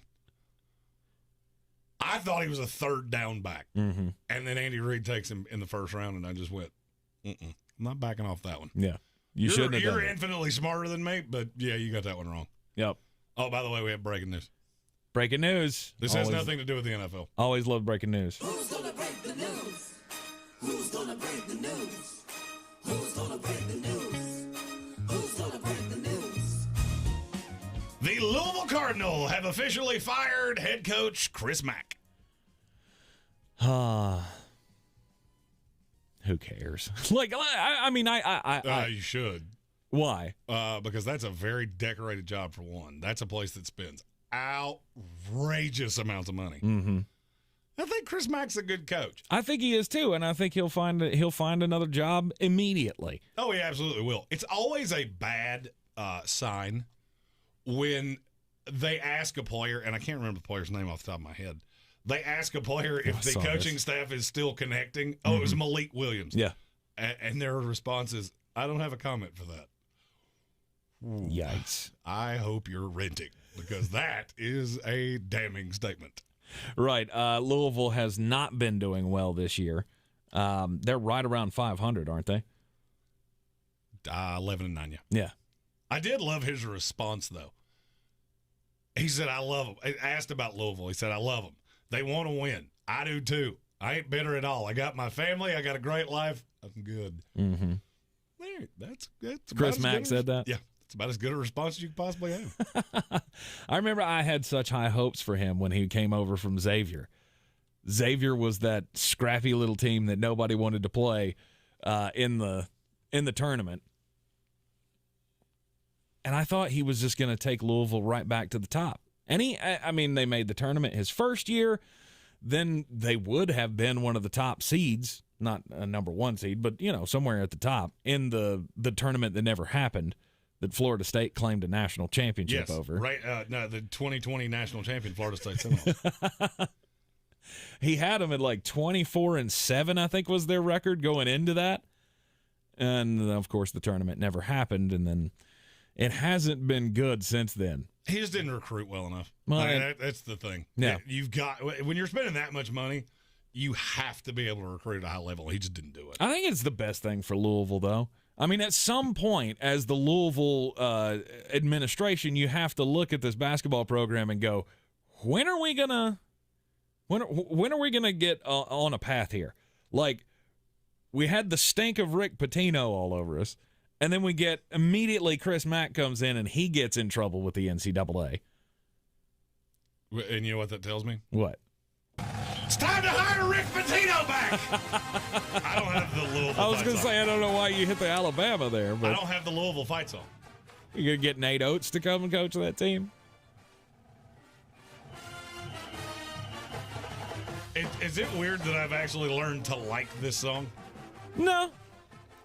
It's actually one of the good fight songs in college football. I've actually come to or like college that song. sports, I guess. I've used it against you so many times that I've come to like it.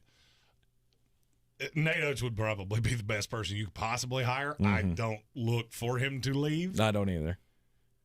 But yeah, Louisville, you spending that much money, you've got to be better than this. Right. And you have cost me a lot. Because you talk about a team that loves to not only lose but not cover, that's one of them. Really? I don't know how much money I've lost on Louisville, and I think if I did, I would be saying much more vulgar things right now. Mm-hmm. But it's enough. Them against their administration and me had the same reaction to them losing Virginia. That's it. I'm done. I'm done with you forever. But despite what happened with the Dino Gaudio thing, the extortion case that he didn't properly report and everything that was tied to that, he's the number one guy, right? I mean, barring he's the number one guy on every team's list next year that needs a coach. No, you don't think so? Good gracious, no. Not after this. That Dino Gaudio story is way too weird. There's way too many things about it, and trust me, I don't know it all, but I know enough to go, no. Major programs will back away from him because I would of say that? he winds up back somewhere in the That Xavier range. Really? Yeah, he's not getting a big job. All There are a right. lot of things about him that didn't go really well at Louisville. You're in the Sportsocracy here on ESPN Asheville, 92.9 FM, 880 AM, and 1400. We'll be right back. This is your Exergen Temporal Scanner weather forecast on ESPN Asheville. Well, getting ready for another big blast of cold coming to Asheville for the weekend ahead. We're talking some teens in single digits here in the higher elevations Friday night and Saturday night. Big front swinging through. Won't have a lot of precip with it, though. These fronts, when they're this cold, really don't have a lot of precip with them. Our low tonight, 21. Mostly sunny Thursday, high 48. And a few flurries Friday, 41. I'm meteorologist Scott Lariamore. That's the latest Weather Channel forecast. This is your time saver traffic on the new ESPN Asheville. Interstate's moving incident-free on the Captain Jeff Bowen Bridge westbound. Traffic is slowing. Near Avery Creek, Boulevard Road northbound, approaching Long Shoals Road is slow. Sweeten Creek Road southbound, delays between the Blue Ridge Parkway and Mills Gap Road. Hendersonville Road moving problem-free. On Long Shoals Road, no delays, and Boulevard Road incident-free. On Cane Creek Road near Concord Road, seeing congestion in both directions. Checking the drive time from Mills River to Hendersonville via NC 191 southbound. Drive time 15 minutes. I'm Lyndon Fuel with your Time Saver Traffic. This report is sponsored by Think It Up. Think It Up is an initiative to activate student-powered, teacher-led learning projects. Students and teachers, how can you spark great learning experiences in your classrooms today?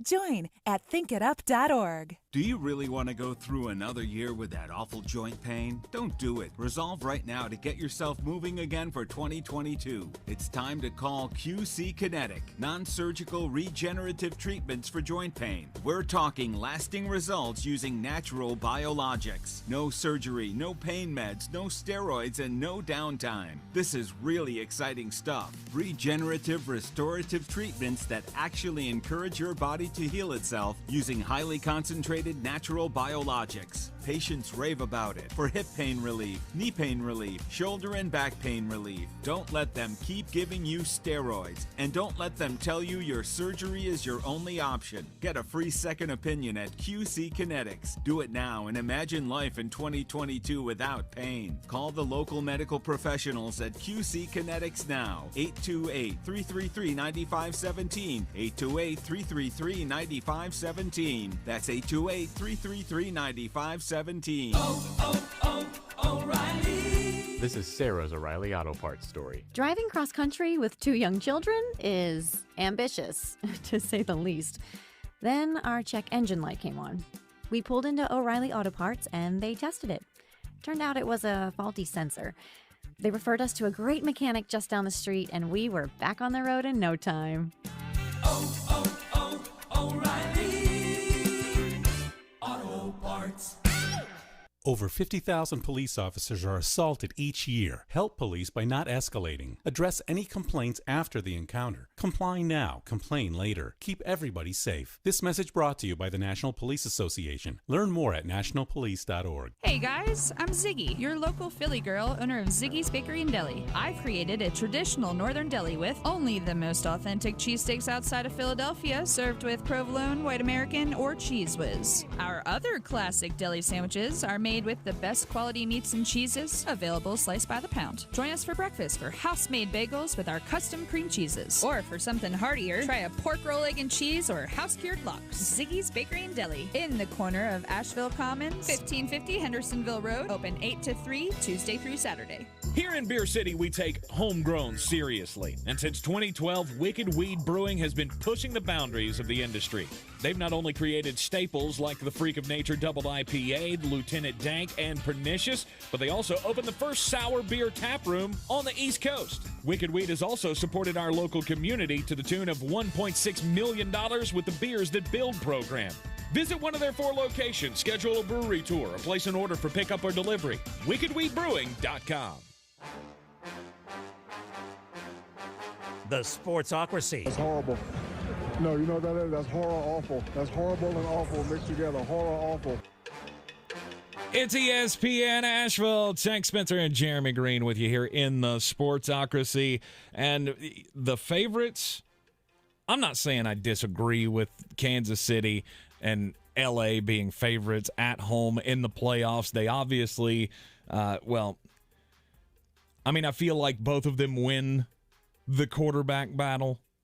I think both of them win the head coaching battle, plus I'm at home. Mahomes is more on experience than anything when it comes to the battle between him and Joe Burrow. But in order to turn things around, because both of these teams are 0-3 against the teams that they're facing this weekend, you got to kind of hope for some luck, I think, on the Chiefs side. You absolutely have to hope that Tyrann Mathieu is going to be able to clear protocols and come back. The Rams, hopefully they get Andrew Whitworth. I think he's on track to play this week, as is Taylor Rapp. So that's good news for them. But I just don't know. I don't know that I could have faith that Joe Noteboom is going to be able to have as great of a day in the NFC Championship against game. Nick Bosa. Right, as he did against Tampa Bay last week. He held up against a team that can get after quarterbacks. Mm-hmm. The thing for the Rams, and I can't get away from that, and I don't know how they're going to do it, which is why I'm glad I'm not the coach of the Rams, Sean McVay is. I don't know how you're going to get away from these personnel deficiencies. This is one of those games that you're going to have to scheme yourself to a win. Mm-hmm. You know, the old saying, it's not about X's and O's, it's about Jimmys and Joes. Well, I got news for you. The 49ers have the Jimmys and Joes advantage. Sean McVay's going to have to come up with something. I just don't know what it is. You can't go right at this defense because Matthew Stafford's predilection to do what Matthew Stafford does is going to burn you. I could see this being one of those games where we walk away from it, the Rams win, and somehow they ran for 190 yards. Because that would make the least sense. Right. I was going to say, I just don't know that they're capable of doing that. It would make, without a doubt, the least sense. Mm-hmm. Seeing as how San Francisco has been able to stuff the run against them in their first two meetings of the season, I feel like LA has an amazing shot here. This may be the next closest they come. That's the thing about the NFL. You just don't know when you're going to get back here. You would have thought after the Rams lost in the Super Bowl to the New England Patriots years ago, you would have thought, well, they're going to be right back here next year. And now they have a new quarterback, and things don't quite look exactly the same as they used to. Right. But I think, all in all, I think this is a better team. I think they're a better team now than they were. I would agree with that. I feel like they've hit a stride. The only thing that makes them, and this kind of a double-edged sword, allowing Tampa to make that a game. Mm-hmm. It can either work tremendously in your favor of being a wake-up call of what can happen, or it could be completely gutting of we got lucky to be here, and that could get in the back of your mind. This is a team that's beaten us twice, beaten us many times over the last few years. Mm-hmm. Which game do you actually think is going to be better? Not which one will be more fun to watch. Which game will be closer? I think it'll be Kansas City and Cincinnati. And I don't. I think it's the Rams and 49ers. Really? I do. The Bengals think, look, this has been a great run. I understand you have Joe Burrow, and with him, all things are possible. I've read this book one too many times of the spunky little team that gets here and then gets squished by the team that's been here numerous times. Right. It's just different. The prep's different. The schedule's different. And I'm not saying I think they'll both be fantastic. Mm-hmm. I just could easily see a path that Kansas City wins by 10 and San Francisco, LA comes down to a field goal. Right. Walk-off field goal. How ironic would that be? We had 3 of those last week. Right, indeed. I think they're both going to be great games. I'm not expecting a blowout either way. And I still think Cincinnati's got that chip on their shoulder of it doesn't really matter. I'll trust Andy Reid and Patrick Mahomes and all the Travis Kelce, the all-knowing, all-seeing Travis Kelce. Have you seen that video of him in the last 13 seconds of that game calling out where Tyreek Hill needs to go and where he's going to go and telegraphing everything is going to happen? I'll trust the Kansas City Chiefs to win. But I don't have any thoughts that Cincinnati is going to crush themselves under the pressure of being in the conference championship game. Again, we will have the coverage of both of the conference championship games for you live right here on the Sportsocracy on the YouTube stream only. Forgot for a second that we were also on the radio for a second. We will be on the YouTube stream on Sunday for both games. Live reactions. Don't miss it. Let's get weird. On the weird scale, there's Vegas, there's Florida, and there's Asheville. Let's get weird, Asheville. I love weird animal stories, and I got another one for you today. So yesterday was about the attack squirrel that the guy fed meth down in Alabama. Meth squirrel. Yep, this has got government conspiracy and public health concerns and everything all wrapped up into one. Right up my alley. Yeah, Jeremy's going to love this one. So the USDA is looking into a truck crash in Danville, Pennsylvania last Friday. The accident happened, and the truck in question here was carrying 100 macaque monkeys that had just come over from Africa. And in the crash, there were 100 of them in it. 3 of them got loose. And because of the concern for public health, they immediately had to, quote unquote, humanely put them down. No, this was actually, they just shot them on sight to make sure that they didn't infect anybody. With what? I have no idea. And of course, the government, being what the government is, they're not going to tell you.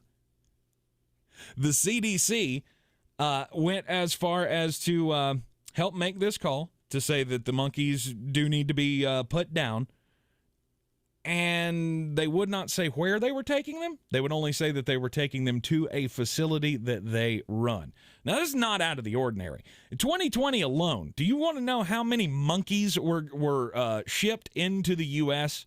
for various reasons, for pharmaceutical testing reasons and all of that? 17 billion. Well, you're close. You're close. It was 26,000. 7. It was 26,000. So this isn't that out of the ordinary, but the fact that they got out is a problem.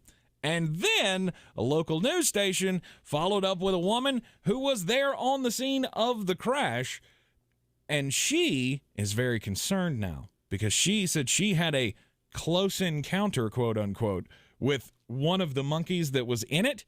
And then the CDC said, hey, since you've had close contact with the monkeys, you might want to look out for cold-like symptoms. She has confirmed to the news station that she, days later, had a runny nose, cough, and pink eye. She says she can't say for certain that she was infected by anything from the monkeys, or if it was the fact that she had been around several people who were sick last week. But you just never know what you're going to run into out there on the roads. There may be a truck carrying 1,000 monkeys, and now you have a health problem on your hands. That was a very disappointing conspiracy. You said conspiracy theory, and I thought it was going to be something I was enthralled by. You don't care about dangerous monkeys carrying diseases getting loose in Pennsylvania? So the danger is that you could have a cold during flu season. That is a lackadaisical conspiracy theory. Kai Forsyth is a student. He's a British national that is a student in America. Okay. He just got to live, without a doubt, my dream.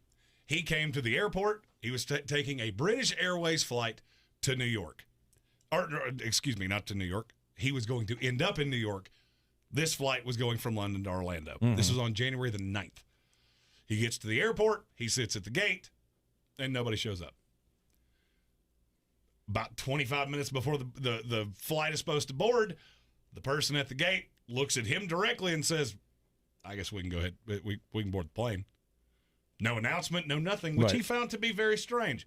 He then gets on the plane, sits in his coach seat, and 5 minutes after he sits down, the plane takes off. Because there was no one else on it. Uh-huh. He was the only passenger on the flight. He has a series of TikToks, because of course he does, detailing his experience. British Airways claims there were other passengers on this flight. He just didn't see them. No, they're not. They would have had to have been in first class because in spite of the fact that there was no one on this flight, they would still not allow him into first class. Come on, British Airways. What? All right, it's not like you're going to pick up a hitchhiker on the side of the going from London to Orlando. If the kid's the only kid, if he's the only one on the flight, let him in first class. Secret time, I agree. Flying first class will ruin you forever of flying any other way. And that's the reason I've never done it. He documented his trip, which included making a tent out of blankets across a series of seats. Nice. I have thought this, if I had $1 for every time I've thought this going through the airport, is, man, I would just love to end up on a flight with nobody. Just nobody on it. Just me and the pilot and whoever else is on it. It's never happened. I always end up with the annoying person. Right. The person that wants to talk about what they do. I don't care what you do. I'm out. Yeah. You know why? You know what should tell you that? The fact I didn't ask. Yeah. Yeah, no, I don't like too friendly people. This is my rule with people on an airline. If you don't make eye contact with them, maybe they won't speak to you. Doesn't work, but I've had one cool person sitting next to me on an airplane in 900 commercial flights. Okay. Was a pro golfer. Oh, nice. Yeah, we had a good time. Bar cart came by our seats a bunch of times. Do we know who he is? Or? No. Oh, he was on it's the Corn Ferry tour now. Oh, yeah. I've kept slight track of him, but we had a good old time. Well, good for you. No, I've never even thought about wanting to be on a plane by myself. That's the dream. That's the dream, and I would never be able to fly again because it would ruin me. I have been on a plane where I thought, I don't want to be here. Oh, I had one of those. Oh, I got to do the fun Atlanta to Charlotte. Oh, on those tiny little, what my mom calls them, puddle jumper planes. That's the term. Yeah. Yeah, I didn't like that at all. That's kind of the size of plane that we took from Miami to the Dominican Republic. Definitely when you're flying over the ocean, I want something a little more substantial around me. That was the one plane flight where I went, I don't want to be here. I'm scared. Oh, I've had a lot of those. I hit turbulence one time that I went, oh, cool. This is the end. This is how I'm going to die. Anyway, we got Byron Leftwich is going to get a job. He is going to be the next head coach of the Jacksonville Jaguars. Allegedly. Allegedly. It's still not done. And I'm just going to go ahead and tell you, I know exactly what this is. This is a power play by Jacksonville. Byron Leftwich is probably seeking, I'm not going to say a ton of control. He's wanting this on his own terms. As you would. When you're using Matt Eberflus as, that's who we might hire. No, you won't. Nathaniel Hackett. All right, I'll give you that one a little bit more than I'll give you Matt Eberflus. Sure. I still don't buy it. You don't buy it at all? I don't buy that Nathaniel Hackett would take that job. Because he has too many other options? He's a finalist for Denver. And he's one of 2 finalists. Please stop with Kevin O'Connell. I've heard that. Stop that. So it's Nathaniel Hackett and Dan Quinn. Yeah. And Dan Quinn will ultimately get that job. I think you're right. Hackett has had enough interest in other places that I don't buy it. None of it makes any sense to me. And I'm not saying it's done. That was the report that came out last night, was that it was done, and blue check marks all over the place started saying Byron Leftwich is the next quarterback or next head coach of the Jacksonville Jaguars. Yes. They haven't gotten to the contract point. That's how this is going to end. It never made any sense to go any other way. Byron Leftwich is good with quarterbacks. I know things didn't go particularly well towards the end, but he still loves the franchise, still loves the fan base. That's a hire that will energize the fan base. Be a popular hire. It doesn't make any other sense any other way. And I've heard that literally since the day Urban Meyer got fired. I agree. I will tell you, there's a strange trend happening in these coaching hires that I don't know that I've ever seen before. What's that? Taking way longer than I've ever seen it take before. Which is weird because they open up the ability to interview guys who are still coaching. And now nobody seems to want to be the first one to hire their new coach, which is strange. I mean, we're midway through the week of conference championship games, and you still don't have a coach that's been hired. Yeah. You've only got one that's got a real drastic lean. I wonder, is that hesitancy on the teams to be able to nail down their guy, or is it hesitancy from the candidates because there are so many options? I mean, you look at the list of candidates that are out there, and I haven't done my tracker in a couple of days, but I mean, there are guys that have been interviewed for 4 and 5 jobs. Yeah, and the Houston Texans are about 2 degrees of Kevin Bacon away from interviewing me. And now the New Orleans Saints just came into the picture. That's one of the things that's an interesting layer to it, but I don't think it has anything to do with it. It's just a bizarre thing. You've got almost a quarter of the jobs in the NFL open, and nobody seems to want to be the first one. It's more than the quarter, isn't it? No, I think there's 8. I thought there was 9 now with the Saints. Jaguars, Raiders, Broncos, Houston Texans, New York Giants. Who am I forgetting? Did I already say the Jaguars? Vikings. That's 7. Broncos, did you say them? Yeah.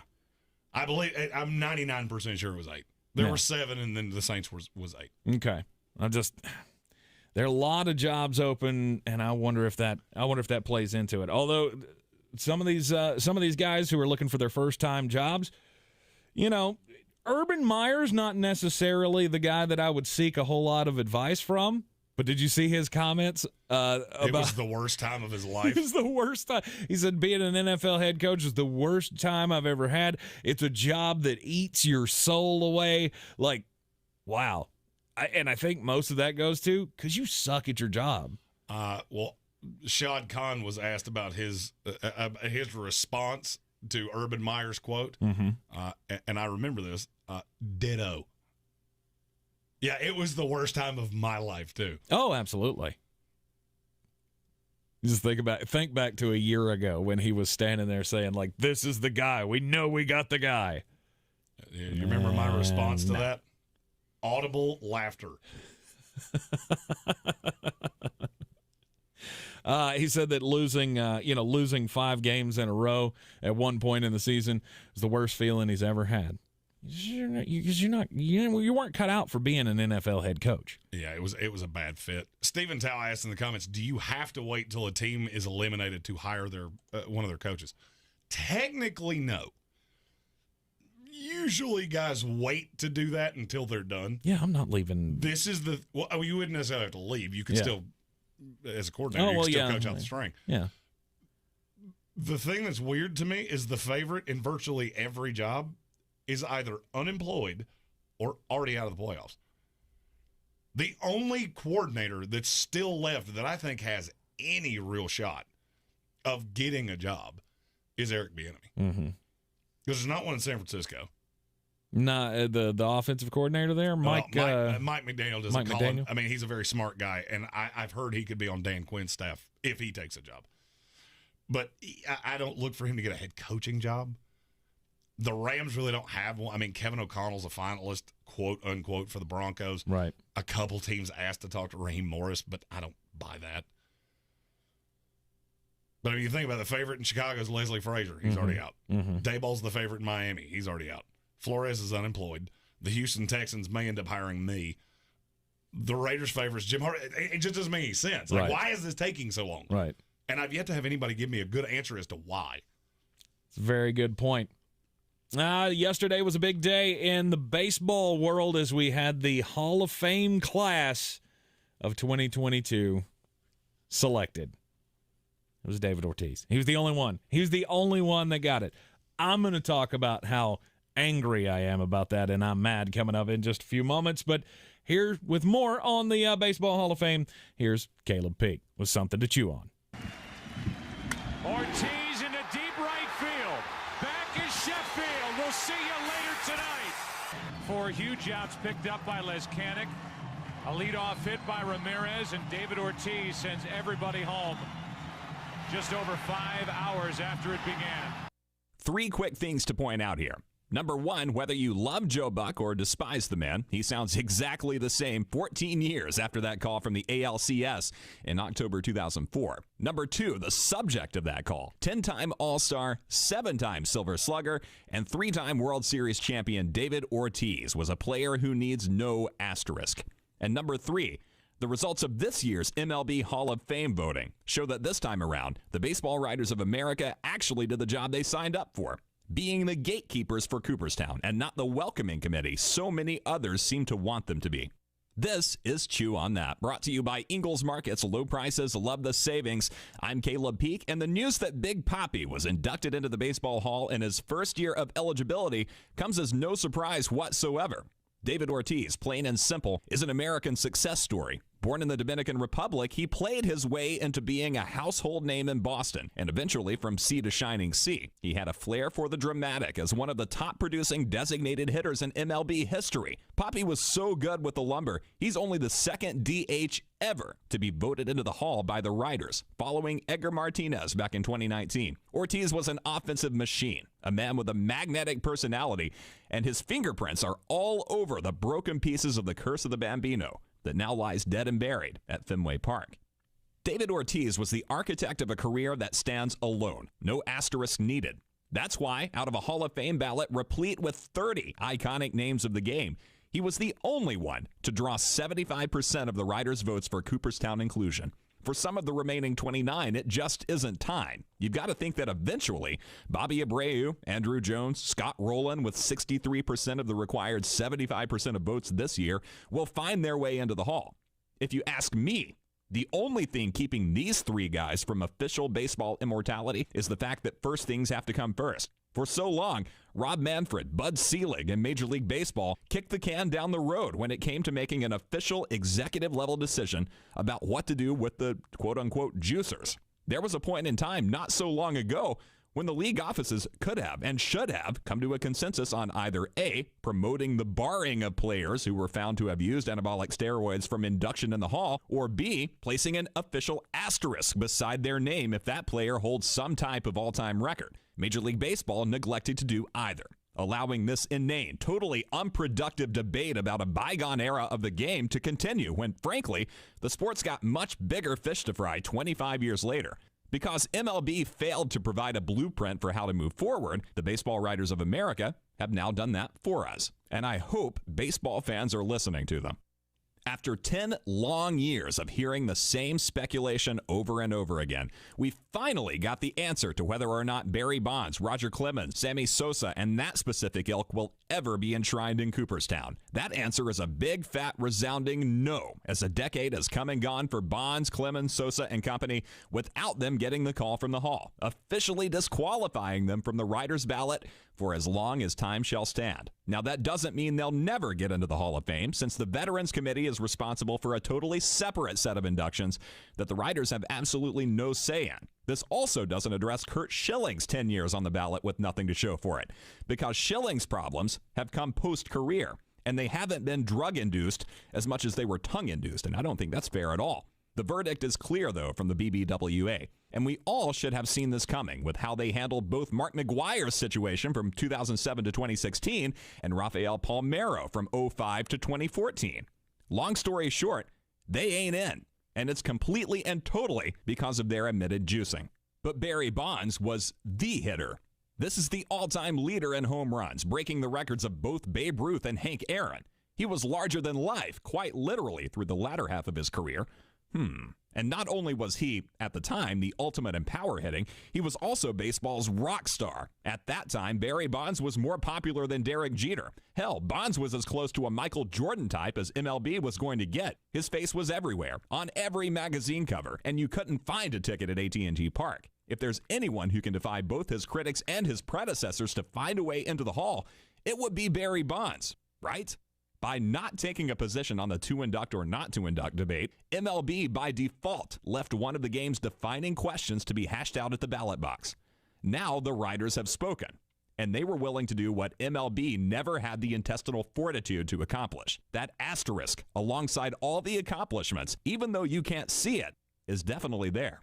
Barry Bonds with his 762 round trippers. Asterisk. Juiced. The Rocket, Roger Clemens with 4,672 strikeouts and 354 career wins. Asterisk. Juiced. Sammy Sosa, half of one of the greatest offensive summers the game has ever seen, and one of the most healing figures in the majors post 9/11. Asterisk. Juiced and left out of Cooperstown.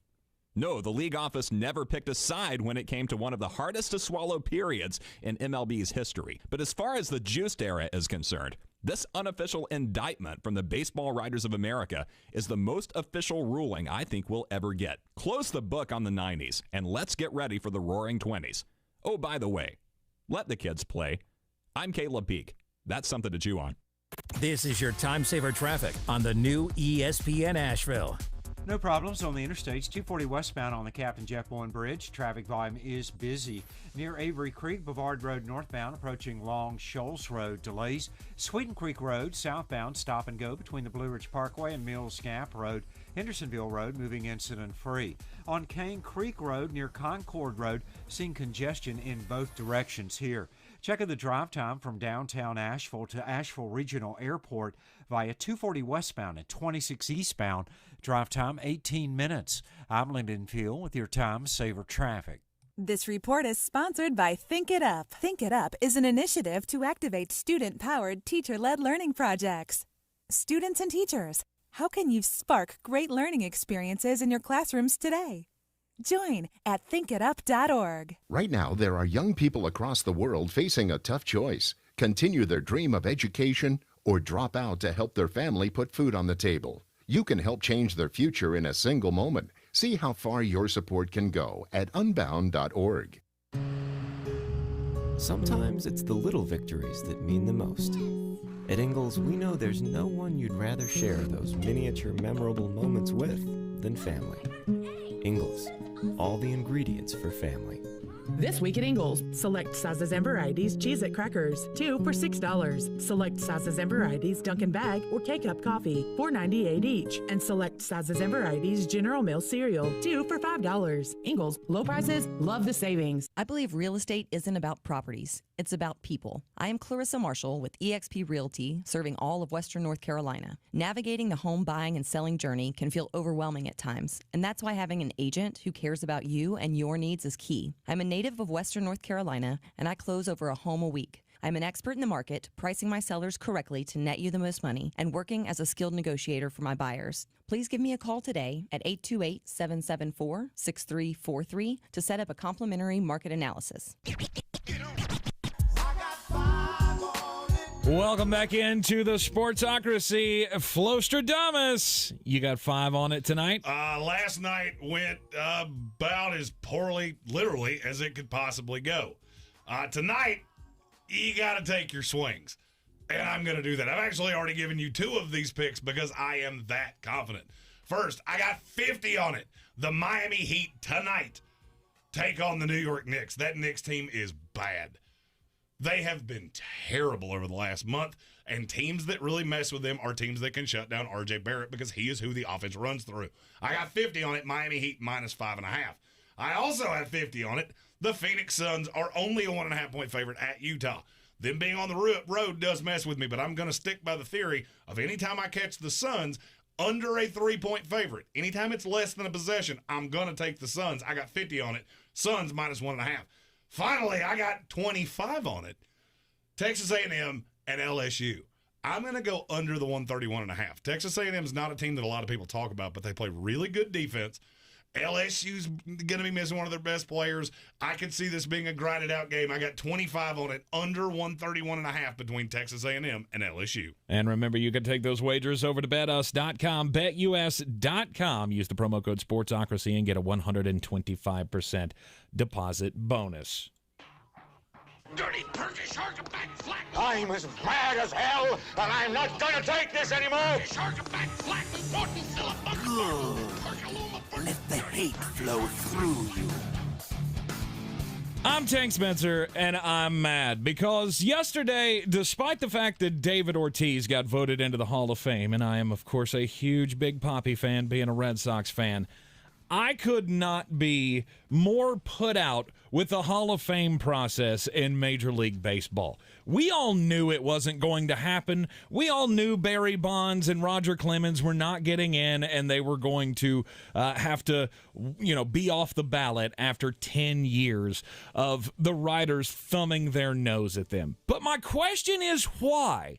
What is so different between David Ortiz and Barry Bonds and Roger Clemens and other guys who are assumed to have used steroids? I get that we have a little bit more, a little bit more evidence on Barry Bonds and Roger Clemens that, yeah, they did. But, is it so much that you as a voter, as a baseball writer, look at it and go, I'm really sure that David Ortiz never did? No.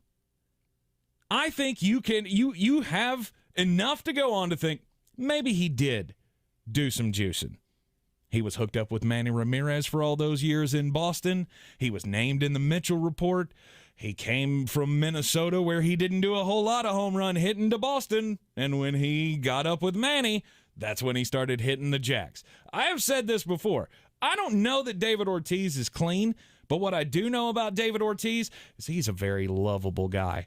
He's a very lovable guy. He's open with the media. He treats writers with respect, and that's something that they never got from Barry Bonds or Roger Clemens or Curt Schilling, for that matter. I'm just really sick and tired of looking at the Hall of Fame and thinking the only thing they want to build here is the Hall of Nice Guys. If we got any reason, we're going to keep out the jerks. Look at Barry Bonds, jerk. Roger Clemens. On and on and on. Do better, baseball writers. But it's not going to happen. If you want to know why baseball's irrelevant, that's why. Because you have a Hall of Fame where instead of isolating players that were great in, oh, by the way, the era where you made the most money. Mm-hmm. The last time you were relevant was 1998. Then you steered away from that because, the integrity of the game. Right. I hate to break it to you. There is no integrity of the game. It's a myth. It's a myth, and it's the reason that you've become completely irrelevant. I would agree. It is a myth because at every stage, at every turn in baseball's history, guys have found a way to skirt around the rules. And, let's not forget about the role that Major League Baseball and the commissioner played in all of this by turning the blind eye to them doing it in the first place. Steroids did save baseball. And it's about time that the baseball writers and Cooperstown get on board with, okay, so we have to call attention to it, but there is no excuse for these guys not being in the Hall of Fame. Barry Bonds and Roger Clemens are two of the greatest to ever play this game, and they have to be in the Hall of Fame. It's also probably the last time that the average sports fan could name you 5 people in that sport. Think about that. I'm mad! And we'll be back with you tomorrow at 3 here on ESPN Asheville, the uncensored happy hour coming up next on the YouTube stream, where we begin our off-season look at the teams not currently left in the NFL playoffs. We'll see you then. This is your Exergen Temporal Scanner weather forecast on ESPN Asheville. Well, getting ready for another big blast of cold coming to Asheville for the weekend ahead. We're talking some teens in single digits here in the higher elevations Friday night and Saturday night. Big front swinging through. Won't have a lot of precip with it, though. These fronts, when they're this cold, really don't have a lot of precip with them. Our low tonight, 21. Mostly sunny Thursday, high 48. And a few flurries Friday, 41. I'm meteorologist Scott Lauriamore. That's the latest Weather Channel forecast. This report is sponsored by Think It Up. Think It Up is an initiative to activate student-powered, teacher-led learning projects. Students and teachers, how can you spark great learning experiences in your classrooms today? Join at thinkitup.org. This is your time saver traffic on the new ESPN Asheville. No problems on the interstates. 240 westbound on the Captain Jeff Bowen Bridge. Traffic volume is busy. Near Avery Creek, Bavard Road northbound, approaching Long Shoals Road. Delays. Sweeten Creek Road southbound, stop and go between the Blue Ridge Parkway and Mills Gap Road. Hendersonville Road moving incident-free. On Cane Creek Road near Concord Road, seeing congestion in both directions here. Check the drive time from downtown Asheville to Asheville Regional Airport via 240 westbound and 26 eastbound. Drive time 18 minutes. I'm Lyndon Field with your time saver traffic. This report is sponsored by Ozzy.com. Get smarter every day at Ozzy.com. Try a new news site that tells you about the most interesting people, places, and ideas. Discover the next Obama, or maybe the next LeBron James. Try OZY.com right now. Ozzy, it's like a latte for your mind. Get some. From the Ingalls Studios, this is ESPN Asheville, WPEK, W225CJ Fairview, WMXF Waynesville, and iHeart radio station.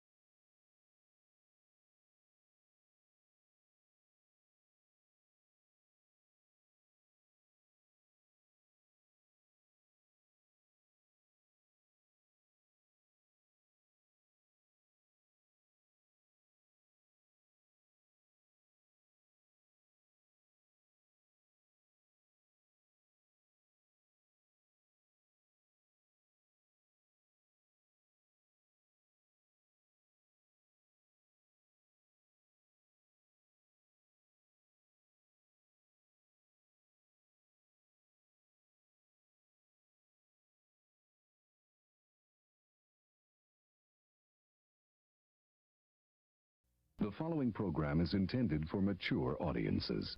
A democratic republic of sports. The Sportsocracy with ESPN Asheville hosts Tank Spencer and Jeremy Greene. And welcome into the Wicked Weed studio, wickedweedbrewing.com. Drink different. Tank Spencer and Jeremy Greene with you here, the happy hour of the day. It is a what I have now dubbed Way Forward Wednesday. We love the alliteration around here. Way Forward Wednesday. We're going to talk about the off-season previews. Some of the teams not still alive in the playoffs. We're also trying to go around the teams that have coaching questions, GM questions, all of that as well. And we'll continue to crank out the off-season previews here in the Sportsocracy. Lots of teams with lots of questions out there. And how do you want to jump right into it here? Do you just want to You should just fire it away, or in the order you send it to me, preferably. Well, I mean, we can do that. We'll go one team per division, and we'll continue to do this in future episodes.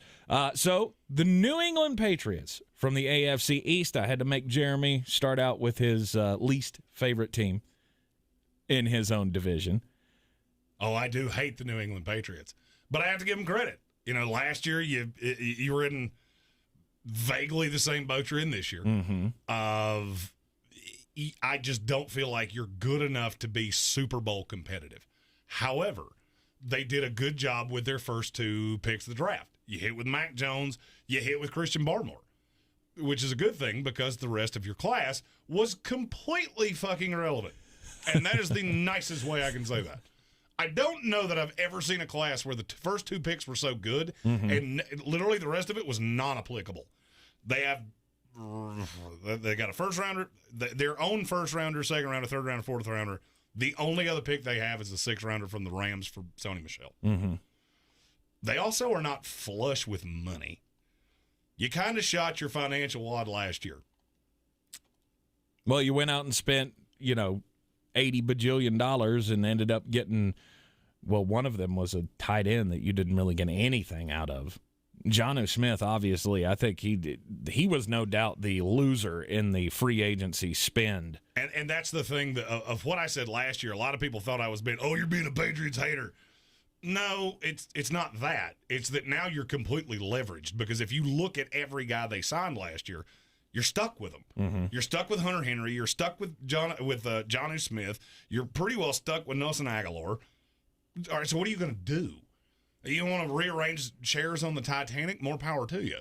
Best you can do it. They're right at $10 million under the cap. Mm-hmm. Well, it's not completely eaten by your rookie draft pool, but pretty close. They're going to be borderline irrelevant in free agency. I've heard people talk about them signing Devontae Adams. Get out of here with that. You're going to have to pay him $25 million. I understand not everybody knows how the salary cap works, but let me put it this way. Not like that. Not like that. Best case for New England is that you take those early picks. I think the first one has to be a receiver. Mm-hmm. And good thing is this is a draft that's flush with them. Could be Chris Olave, could be Garrett Wilson, Treylon Burks. They have to have somebody that can legitimately scare you over the top. They don't have a one-on-one guy. And I know New England Patriots fans will gristle at what I'm saying. But Kendrick Bourne had games and Nelson. That's fine. You have a combination of the same kind of guy that's never going to consistently beat people one-on-one. And that's what a quarterback like Mac Jones has to have. You have to have that guy when you're mediocre. Think about it like this way. How much better is Jimmy Garoppolo with Deebo Samuel? Deebo Samuel doesn't beat people deep. He's not a, Devontae Adams type receiver where you're going 30 yards downfield. You just have to be able to scheme them open, and then they beat people out of that. Yep. They don't have that guy. They're completely leveraged. And I look at this and go, I think you're exactly where you're going to be. I think you're a back into the playoffs, one of the first teams out of it, and I don't see anything changing there. Now, if I'm New England, I'm not so sure that I care about 4 years from now. All right, so you got 3 years left of Mac on a total rookie deal, and then you've got the option year. Once Mac kicks into that, this team's completely irrelevant. Mm-hmm. Once Mac Jones is making $15, $20, $25 million a year, this team's irrelevant because he's not that kind of quarterback. What you can do is say, damn the future. We've got a damn near 70-year-old coach. We got a 4-year window. And we'll do everything in our power to open it up as deep as we can. That's what I think they have to do. There's nobody really... I don't envision them losing anybody that I'm overly worried about. Mm-hmm. I'm looking at the list of guys that are free agents for New England going into this offseason. Devin McCourty, but he's 35 years old. Trent Brown, he's hurt all the damn time. And the one that people will say is J.C. Jackson. Yeah. Okay, let me make this as clear as I can. J.C. Jackson is the landmine that somebody's going to step on. Oh, but he's so good at intercepting in Bill's defense. I've watched this, and usually the sad thing is my team's the one that jumps on this landmine because we can't get to him fast enough. Right. The Jets love doing this shit. I like J.C. Jackson, fine. Mm-hmm. He's not a shutdown number one corner, and I got news for you. Bill's not going to pay him.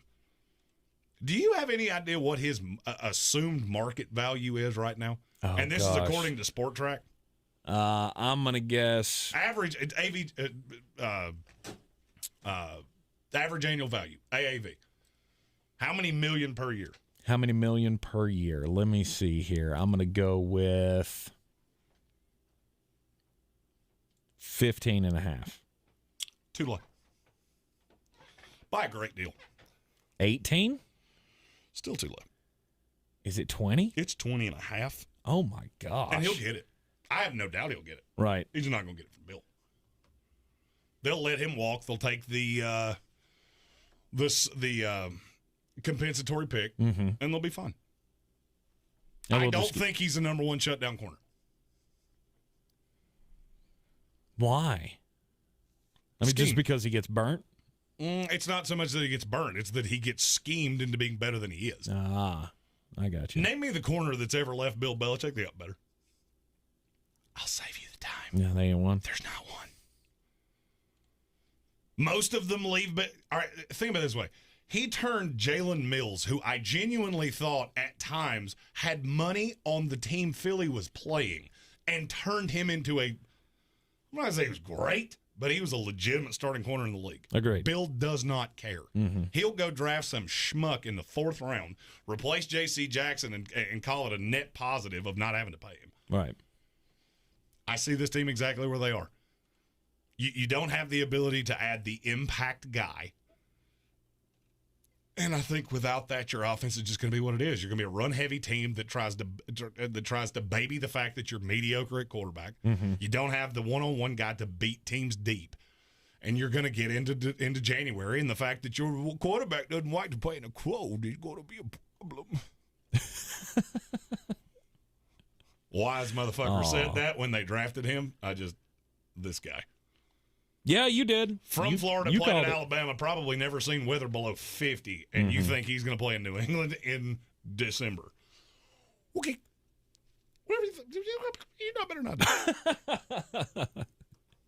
it. It's no doubt that Mac Jones had a better year than we thought he would, that he performed better in the Bill offense or the Josh McDaniel offense than we thought he would. But he needs weapons. He needs another weapon. So you say they should go wide receiver with the first one. If you look at my most recent mock draft, which the 7-round version of it will be out team by team later this week and into next week, I had New England there at 21 taking Garrett Wilson. Yep. And I think he would fit nicely in that offense.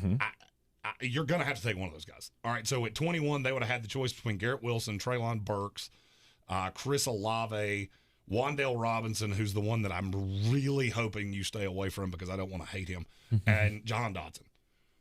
I would say it goes in that order of how they fit. I don't want another slot guy. And when I say slot guy, you got to understand I'm not saying guy that plays out of the slot, guy that plays like a slot guy. I need somebody who can beat you over the top. To me, that's ideal. Looking at the other picks that they're going to have, Leo Chenal from Wisconsin, I cannot get away from the fact that he is going to find some way to be in New England, and he's going to be the next edge monster on that team. I don't know how they're going to do it. They may have to overdraft him in the 2nd round, but I think it's going to happen. And just looking at their needs, I would say those are there. You're going to have to – I still think Isaiah Wynn's best suited on the right side, and I think Trent Brown being out of the way because I don't see any way they're going to pay him again. I would say that opens up Wynn moving to the right side. If there was a left tackle, I actually think the way I would like New England's draft to go better is if they went Trevor Penning in the 1st round and then took the receiver that falls in the 2nd round because there's going to be a slew of receivers. Well, what are they going to do about a cornerback if they don't get J.C. Jackson? And fill from within. Just fill within. Where'd they find J.C. Jackson? Okay. Yeah. They've done this so many times that I'm tired of thinking that it's not going to happen again. J.C. Jackson was a mid-tier prospect at best, and guess what? Bill turned him into a $20 million a year guy. And you know what he'll do? That again. That's just the one position that I'm telling you Bill's not going to spend on. Doesn't matter how much you like him. Doesn't matter how good you think he is. Bill's not giving him $20 million. I don't think he could if he wanted to. And not going to almost definitively tell you he doesn't want to. Yep. So they don't have money to spend like they did last year. Nowhere near the money to spend like they did last year. Last year, they were just setting it on fire. They got 5 picks in this draft. As you said, all of their own picks, rounds 1 through 4, and then a 6th rounder from the L.A. Rams. New England Patriots, I mean, it's just rinse and repeat, though. Bill does this every time. Yeah, I mean, and I would say that if you're looking at how this will go, that team needs receiver to me is 1, 2, and 4. They just need that guy. And if you have to throw darts at the wall, then so be it. Throw darts at the wall. You need to add a corner of depth reasons. Mm-hmm. In Bill, I trust when it comes to corners. You're going to find some mid-tier dipshit from Rutgers that you're going to turn into a Pro Bowler. Could use a safety. I think another interior lineman defensively, and a linebacker probably to replace Dante Hightower because I don't think he'll be back either. Can they make the playoffs again next year? I think so. Absolutely. I think, and get beat in the first round by these elite quarterbacks, which is New England. You should get real used to that because you're going to see it a lot. Yeah, because when you don't have an elite quarterback, it definitely puts you behind the 8 ball when you have to face one in the playoffs. Another team that Jeremy loves to bang on. Oh, God, you picked so well. I just did. Teams that I have just a raining bag of bullshit to right on you. It is from the AFC North, the Cleveland Browns. Cleveland Browns obviously have the issue at quarterback. What are they going to do with Baker Mayfield? That's the big question of the offseason.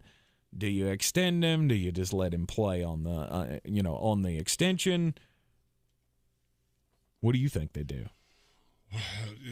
Are you asking me what they will do or what they should do? What will they do? They will pay him. They will pay him. It will not be as much as you think because there's not really much of a market. I would, if I gun to my head right now, what does he get? I'm going to say he winds up somewhere in that $25 million a year range. Okay. 4 years, short term, probably a slew of incentives. And they just look at him and go, look, you ain't getting this anywhere else. Mm-hmm. We got to keep you here because there is a portion of the fan base that loves you. And we can defend that you were hurt. And I actually think it gets done this offseason. I would say it's 4 years, about $100 million. Okay. And you're stuck there in what you have. They do have some money going into next year. But the problem is look at how many free agents they have. Mm-hmm. It is they may not have a defensive lineman left other than Myles Garrett.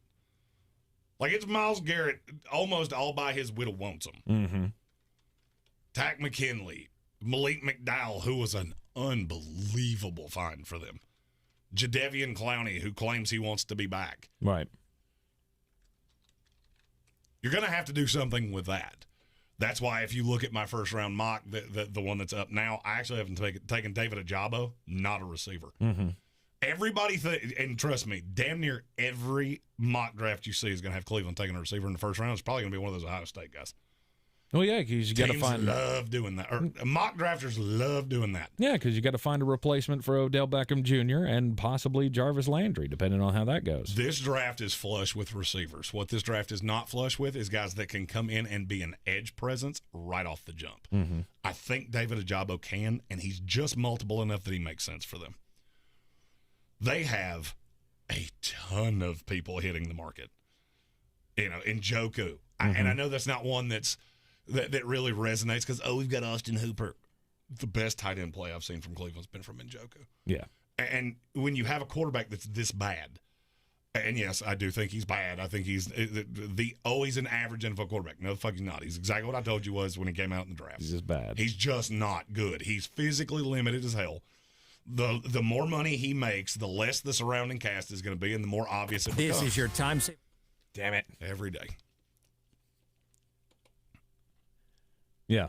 But you look at Cleveland, the one thing that Cleveland does have going for them, they got almost a full treasure trove of draft picks. They have their pick in the first 6 rounds, and then they have a 4 and a 7 from Detroit.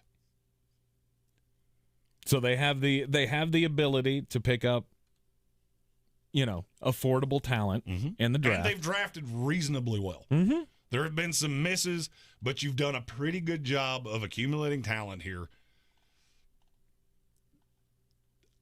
There are reasons to still be excited in Cleveland. Sure. But it's really funny to me how we're going to be, this is our,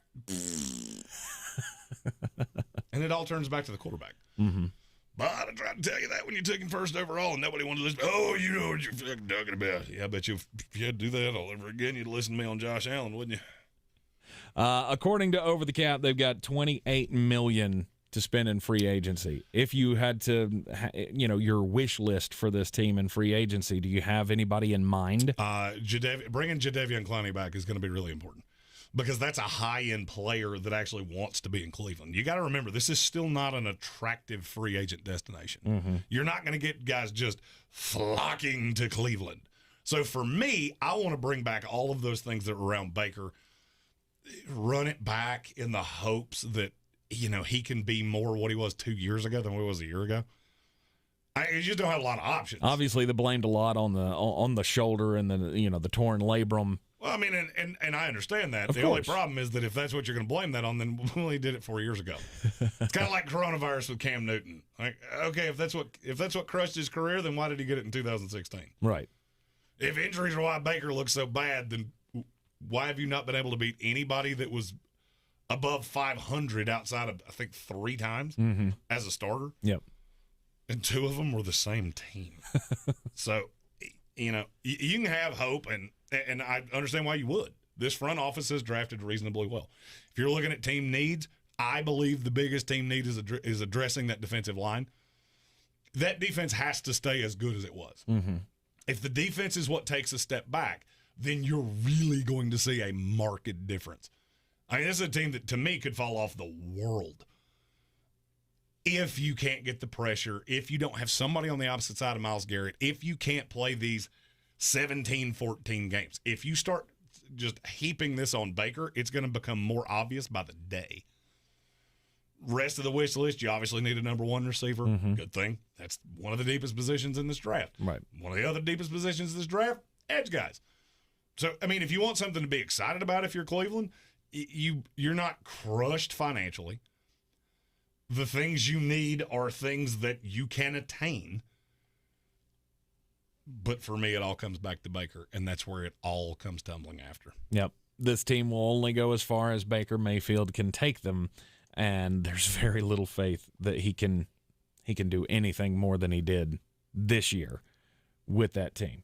I still believe that they can be a playoff team, but you got to make sure that everything goes properly. They're the diet right of the team we just talked about, the New England Patriots. You have a limited quarterback. You'll go as far as your defense and your running game take you. Does that sound familiar? Yep. Weird. They're the same team. Mac Jones is just a way better version of Baker Mayfield. Right. All right, let's go to the AFC South, where the Indianapolis Colts, they have some issues. Jim Irsay came out today, had a very interesting take where he said it's obvious that you can't win in the NFL if you don't have a quarterback that can put up 30 points and a defense that can keep a team from scoring 30 points. In a roundabout way, I think he's right. It's a bang-up analysis. Right. In a roundabout way, I think he's right. And is Carson Wentz that guy? That's kind of like saying, hey, if you want to be really good with the ladies, it helps you have a big dick in a sports car. Duh. Thanks, Jim Irsay, for that bang-up analysis. Right. But they made the trade for Carson Wentz last year. He's still under contract. They have no choices here. There is no choice with the quarterback. They have Carson Wentz. Yeah, I mean, you're where you are for a year. Now, if you need to bail water on this in a year, then you got an opportunity to do that. Mm-hmm. I don't envision you're going to have given up 2 picks and pay a $15 million dead cap hit to get away from Carson Wentz to do what? Who are you going to get? This goes back to what you tell children. Okay, you don't like something. What's your solution? Oh, we don't have one? Cool. Well, I guess you're going to do exactly what I told you to. Mm-hmm. Good thing for Indianapolis, you're not losing a lot. Your division sucks. And it's going to suck for a while. I mean, Jacksonville and Houston are both a year away from being a year away in the best scenario. Mm-hmm. I think the Titans have shown what they are, and they're going to be playing a difficult schedule next year.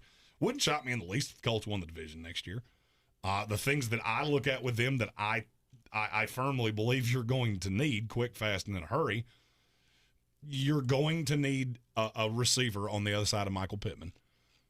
Because it was very obvious over the course of time last year that, well, teams just happened to figure that shit out, didn't they? Mm-hmm. And Pittman he's a guy I've been on forever. I think he can be a number one receiver in the league, but he needs somebody else on the other side. He's in that 20 to 32 range of number one receiver, which means you're going to need one in the 1 to 12 range of number two receivers. They don't have one of those.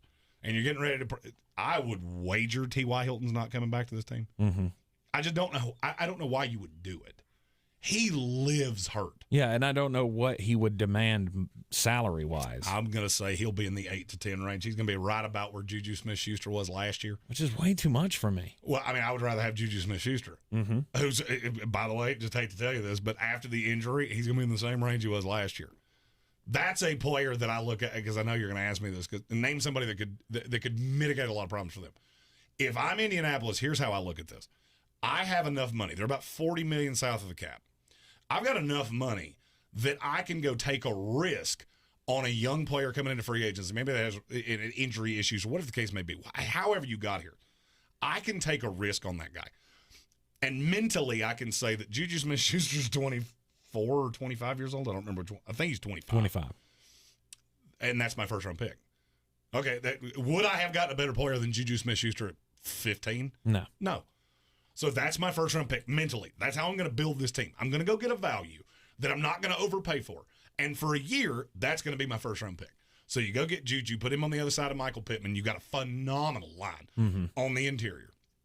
You've got Jonathan Taylor. That's always going to mitigate the problem with Carson Wentz. And I can't emphasize this enough. And let me to clear my throat. Jim Irsay, as opposed to saying the dumbest shit on planet Earth that all of us already know, maybe you should go into that office that says F right and look him dead in the face every day until September of next year and just say, run the damn ball! Quit passing. Quit passing when you're up trying to nurse a lead. They're also going to need a left tackle. They are. I'm going to. I mean, we're not signing up for Eric Fisher again. No. I've seen this in a couple places, and the more I think about it, the more I can't get away from it. Mm-hmm. There are a couple guys whose stock this year took just a tremendous hit. And one of them is Nicholas Petit-Ferrer from Ohio State. A buddy of mine that does drafty things mentioned this to me, and now I can't stop saying it. All right, so because you pair the two things. All right, you do what I said about Juju Smith-Schuster, and then you take Petit-Ferrer in the second round, hoping that it was bad coaching. Because I don't buy Ryan Day, and I never have. If it's bad coaching with him, and I can bring him along, we thought he was a left tackle 4 months ago.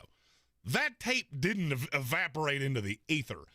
We just saw him get taken advantage of, predominantly by Aiden Hutchinson.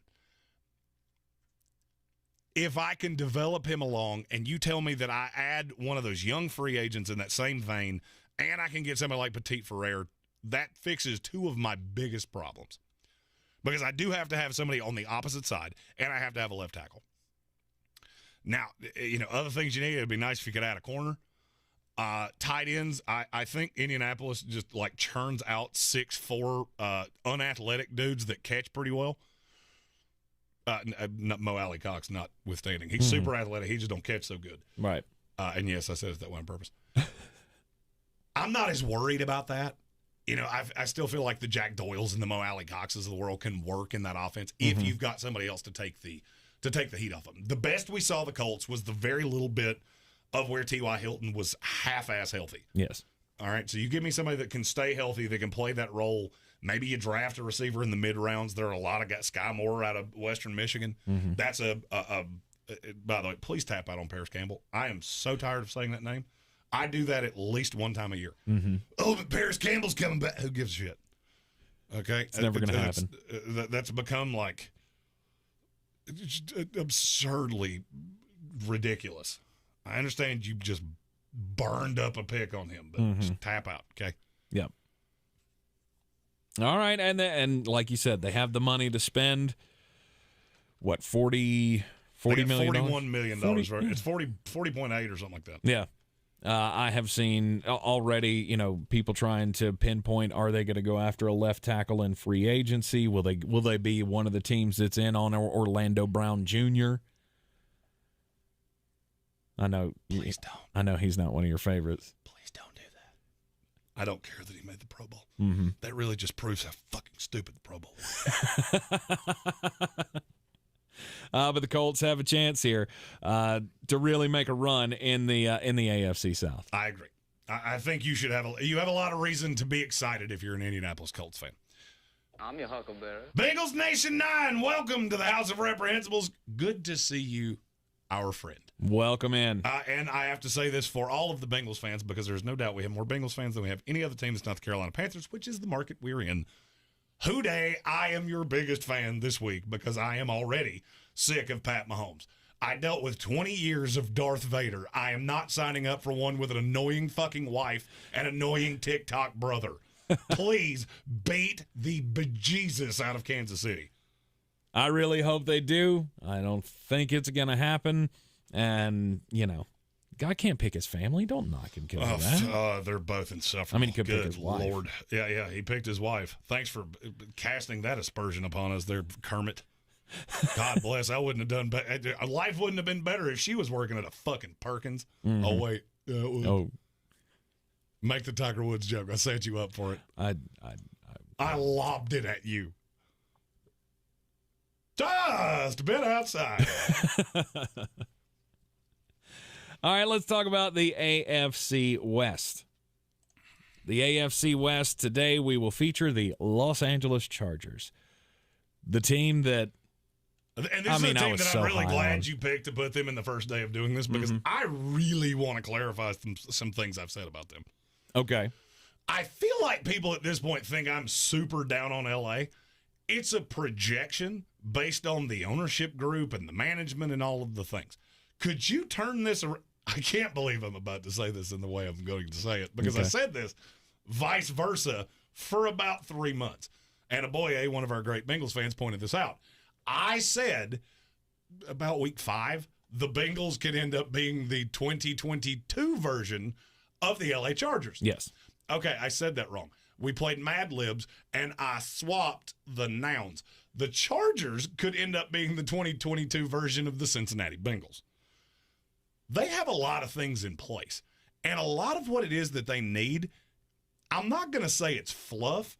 It's just things that are easier to find. This is a team that's $60 million under the cap. Mm-hmm. And I can't say this emphatically enough. Please don't give $17 million of that to Mike Williams. And I'm saying that because I love you. Mm-hmm. Now, part of me wants to say, please give Mike Williams $17 million so that Joe Douglas can't do it with my Jets, because I know he wants to. Yeah. Being a Jets fan, I see them every year and just go, please, God, no. Please don't do that. I've watched you do this too many times. I agree. Mike Williams is not worth that much money. He is going to make you regret that. Way too much money. Mm-hmm. He is going to, because he's the number one wide receiver in the free agent class other than Devontae Adams, and he's going to be franchised. I was about to say.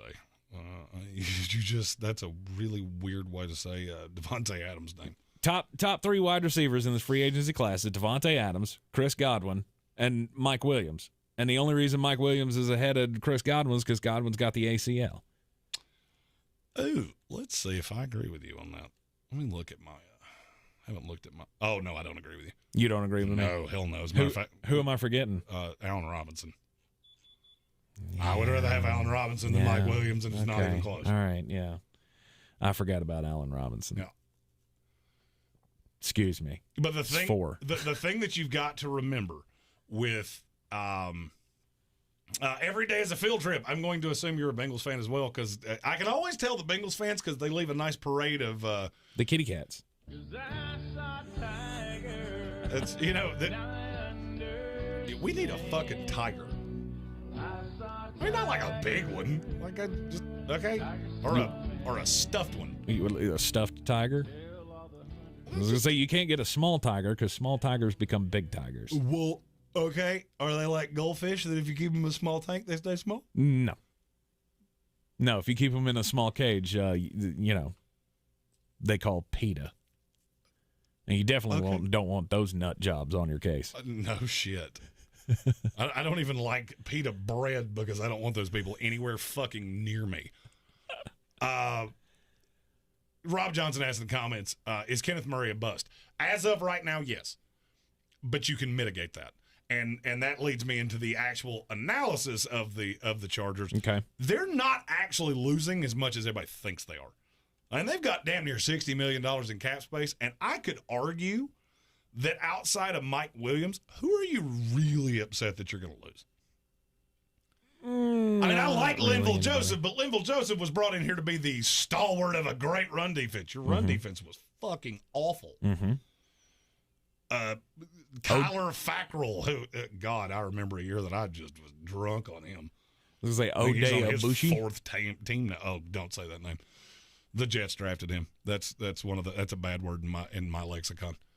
I mean, would I like to bring back Chris Harris? Sure. If you don't, am I going to throw myself off a bridge? No, because there's about 40 corners in this draft. The Chargers have every tenet of everything it is that they need. You just have to do the small things. To me, there's no player I like better in the first round of this draft going to a team than Jordan Davis to the Chargers. Yep.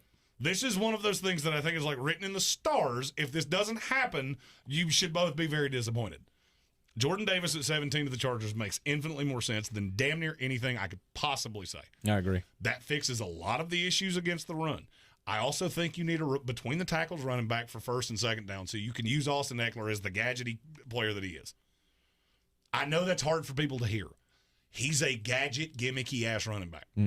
That's not the flaw that everybody seems to make it into when I say it.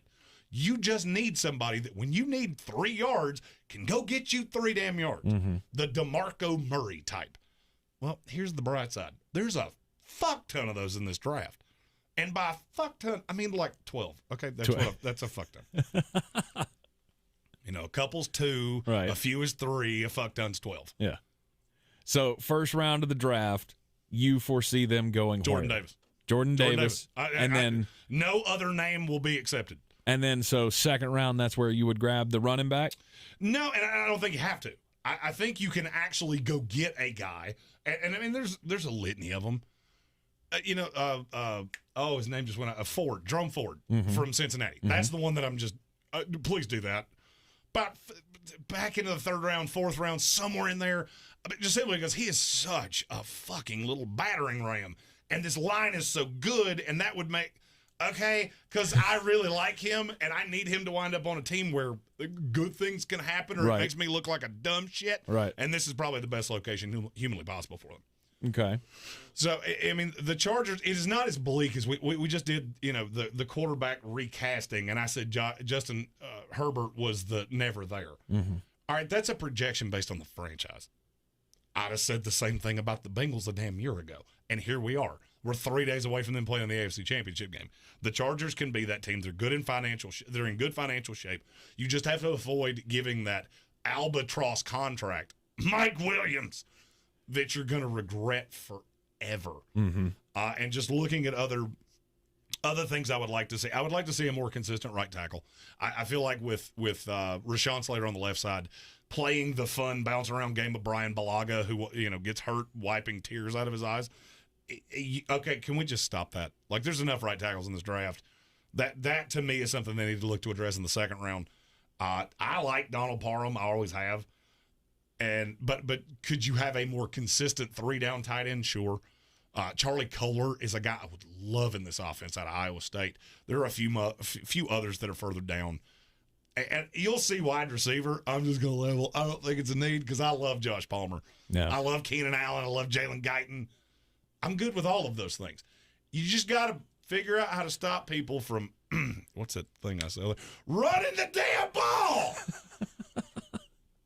And I think we're all on board with that as well. So, It is what it is. Alex Majabi says Cordero Patterson in free agency to the Bolts would be cool. Cordero Patterson's not going to get out of Atlanta, and he doesn't want to. Cordero Patterson was going to end up getting a bag from Atlanta because they see him as a weapon. He is a weapon. He's a wide back, like Deebo Samuel. No, no good can come from what I'm getting ready to say here. That term needs to be on our banned list. Why? Because I hear wide back and I immediately want to say nefarious things. And you do it to me on ESPN Radio and a little part of my soul dies. Aw. I'm sorry. But yeah, I mean, there's not Stephen Tao said this, and now they said it, I'm looking at it going, O.J. Howard. O.J. Howard's a guy I would really like here. Because you got to understand, this line is so good, and this team does so little of that just barrel downhill running that, okay, O.J. Howard's not a great blocker. He's good enough. He's fine. And I think he needs a second chance somewhere, and the Chargers would be a fantastic fit. And if I'm the Chargers, I'm going to make at least one splash into free agency. I would agree. They obviously want to get the most out of their quarterback, something that they have not been able to do in the history of their franchise. And before you ask me who that jump into free agency would be, I'm trying to think of one. Secret time, I did absolutely the prep I did for this, I did like a week ago, and it's not right here. So, who would I like to see them make a splash with? This is a 1 year, one-off thing. Somebody like Calais Campbell. Okay. He may retire. That's just I pulled it on the screen, and that was the name that I looked at and went, ooh, I don't mind that in the least. Yeah, that definitely could help that defensive front. Now, and you will learn I'm not big into free agency. I would wager 85% of big free agent contracts end up being albatrosses. Albatry. It's not Albatry. So I'm very rarely big into that. So not something I intend to project, but I would say the Chargers will make a run at it. I would say so. That's as a team. Well. That's a team whose cap ledger is just it's pretty. There's very few teams that I look at their cap sheet and just go, "Good God, how much are you paying that dude?" Yeah, and when you do these projections, you do use over the cap, right? Usually, yes. I mean, the only reason I ask is because there's a disparity between sites, like if over the cap and Spot Track. Yeah, don't use Sport Track. Yeah. It's not good. No, I mean it projects that it projects that everybody has money. Everybody, like they had $34 million down for the New England Patriots. Yeah, and that ain't close. No, it's not right.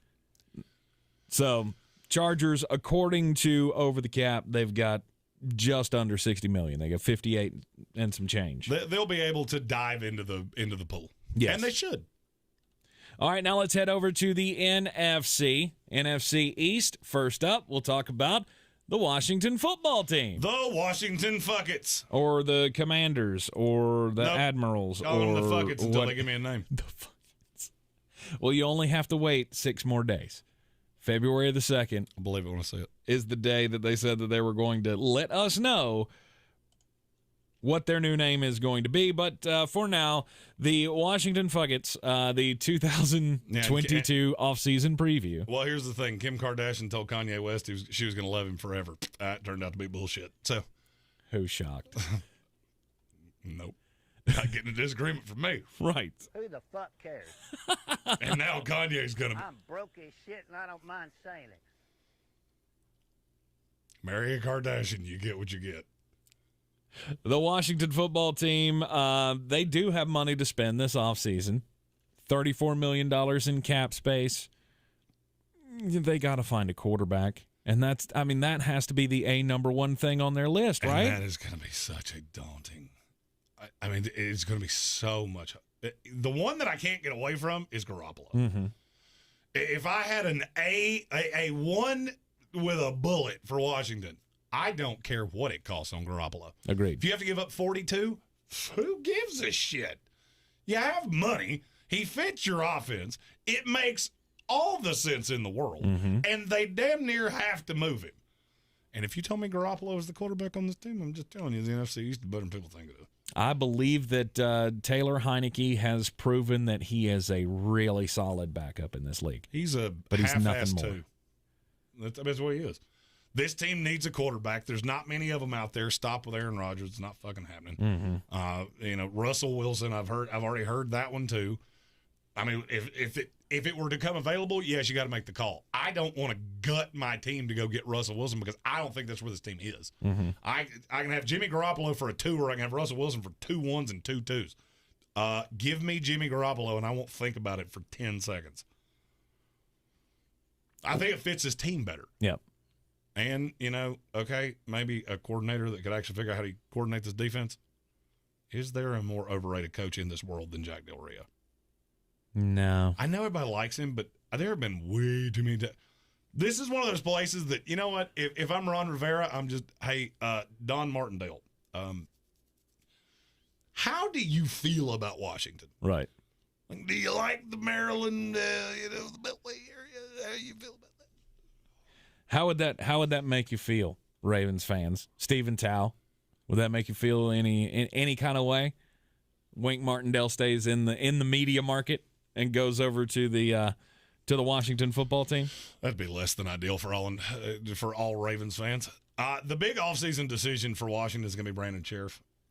I feel like this is where it finally ends. I mean, he's 30. I'm not so sure this is a money decision anymore. I mean, yeah, he fits fine in Washington. He's been there forever. Blah, blah, blah. At some point, you just have to go, okay, we're not paying $16, $18 million for a guard. Right. And eventually, if you're Brandon Scherf, you also think, I want to go to a winner. I want to win. I've been stuck here in Washington, spinning my wheels. And, yeah. So they got to find a replacement for him. You know what would just do my body some good? What's that? If Ike Mekwonu fell to 11 and Jimmy Garoppolo was the quarterback of the Washington football team. And now you have not hemorrhaged your cap space. You still have the bull badass guard. And you still got weapons. You still got Terry McLaurin. Still got Curtis Samuel, who didn't do much. Jared Patterson as a backup to Antonio Gibson, who I like a lot. Right. The defense has pieces.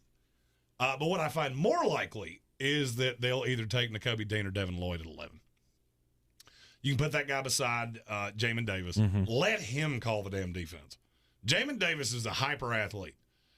He ain't the sharpest tool in the shed, and his eyes get him in trouble a lot. And teams just started to pick on it. This is one of those times that I think Washington has to do, I like to call these 2-for-1s. Okay, we boo-boo kittied this pick, but we can use another pick, and then we basically get both of them at the same time. Because if you give me somebody like Nakobe Dean, who is just a tireless worker and just a bat out of hell that can call my defense, and I can put Jamin Davis, strong side, weak side, whichever one you feel more warm and fuzzy about, and just let him be an athlete. Let him be a sideline-to-sideline guy that doesn't have to make – that sharp judgment call. I put the sharp linebacker next to him, and he can just be a freak of nature, which is what got him here. You just added 2 picks at the same time. Wow. That's brilliant. I like that a lot. Well, God made me pretty stupid at most things, but. Oh, God, I shouldn't have used that word. Now that I can already see your head swelling from over here. Trust me, nothing you can say will make my head swell. You ever seen my wife? There you go.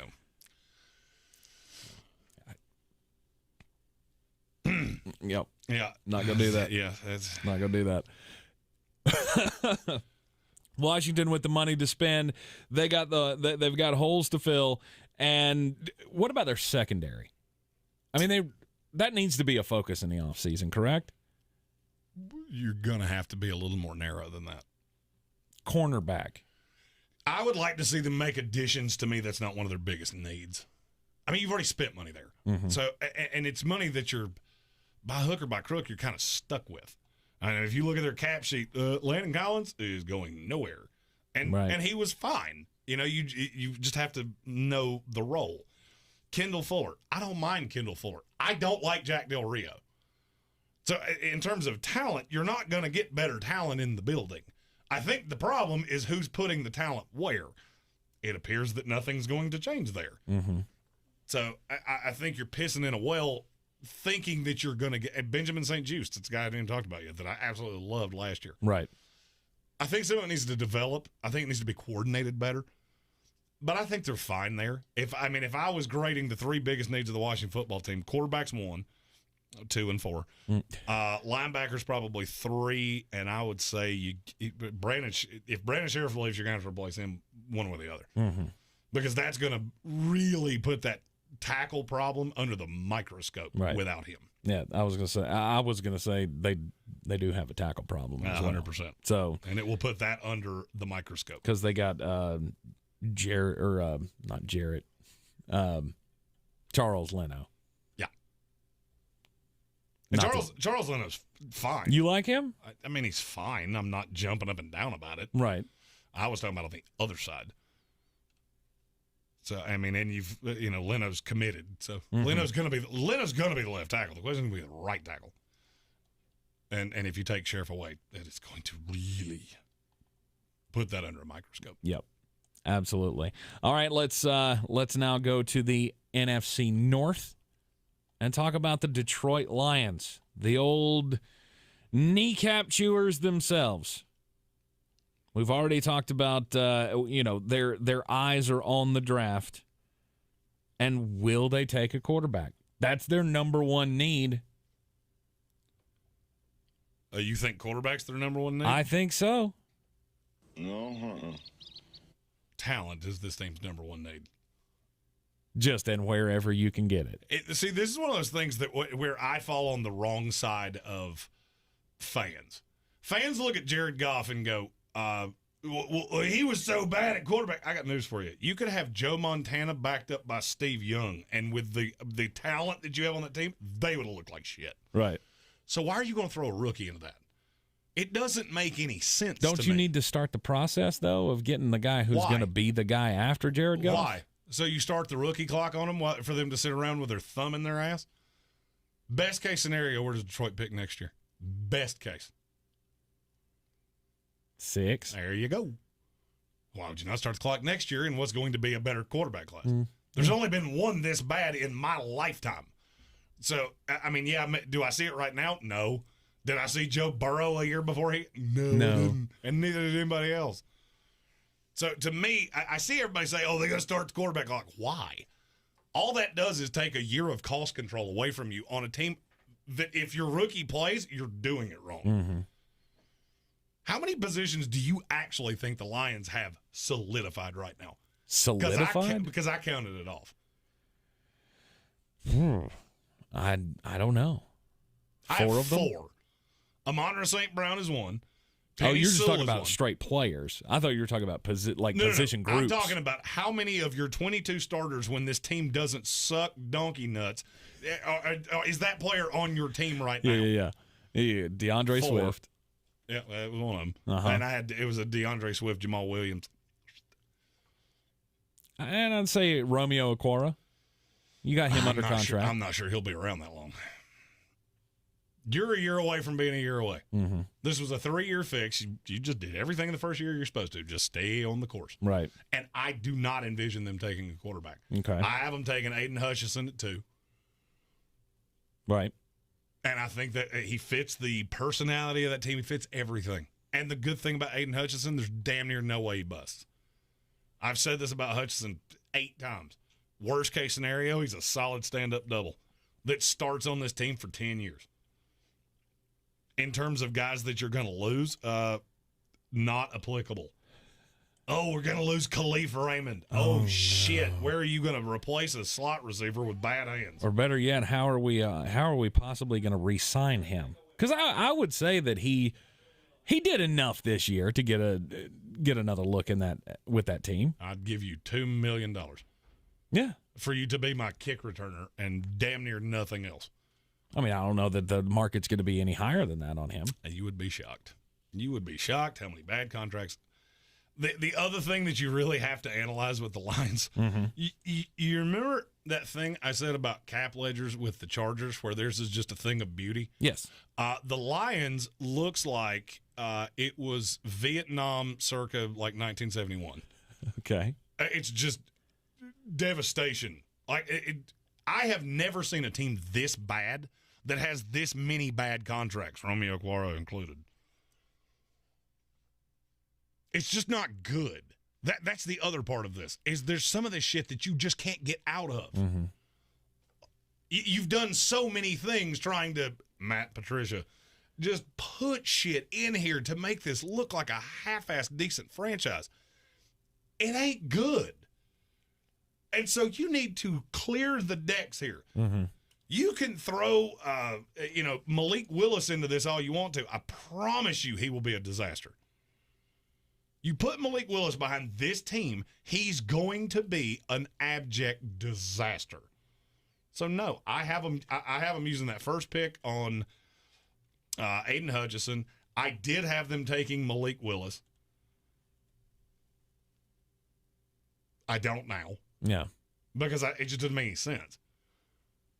Doesn't make any sense to start the clock on that. Right. So would you go after your second receiver in that? You got Amon-Ra St. Brown last year? I'm not averse to that. What I'm more likely to do if I'm the Lions is when I come up at the back end of the first round, I'm just going to go, hey, who's the best player Best here? available.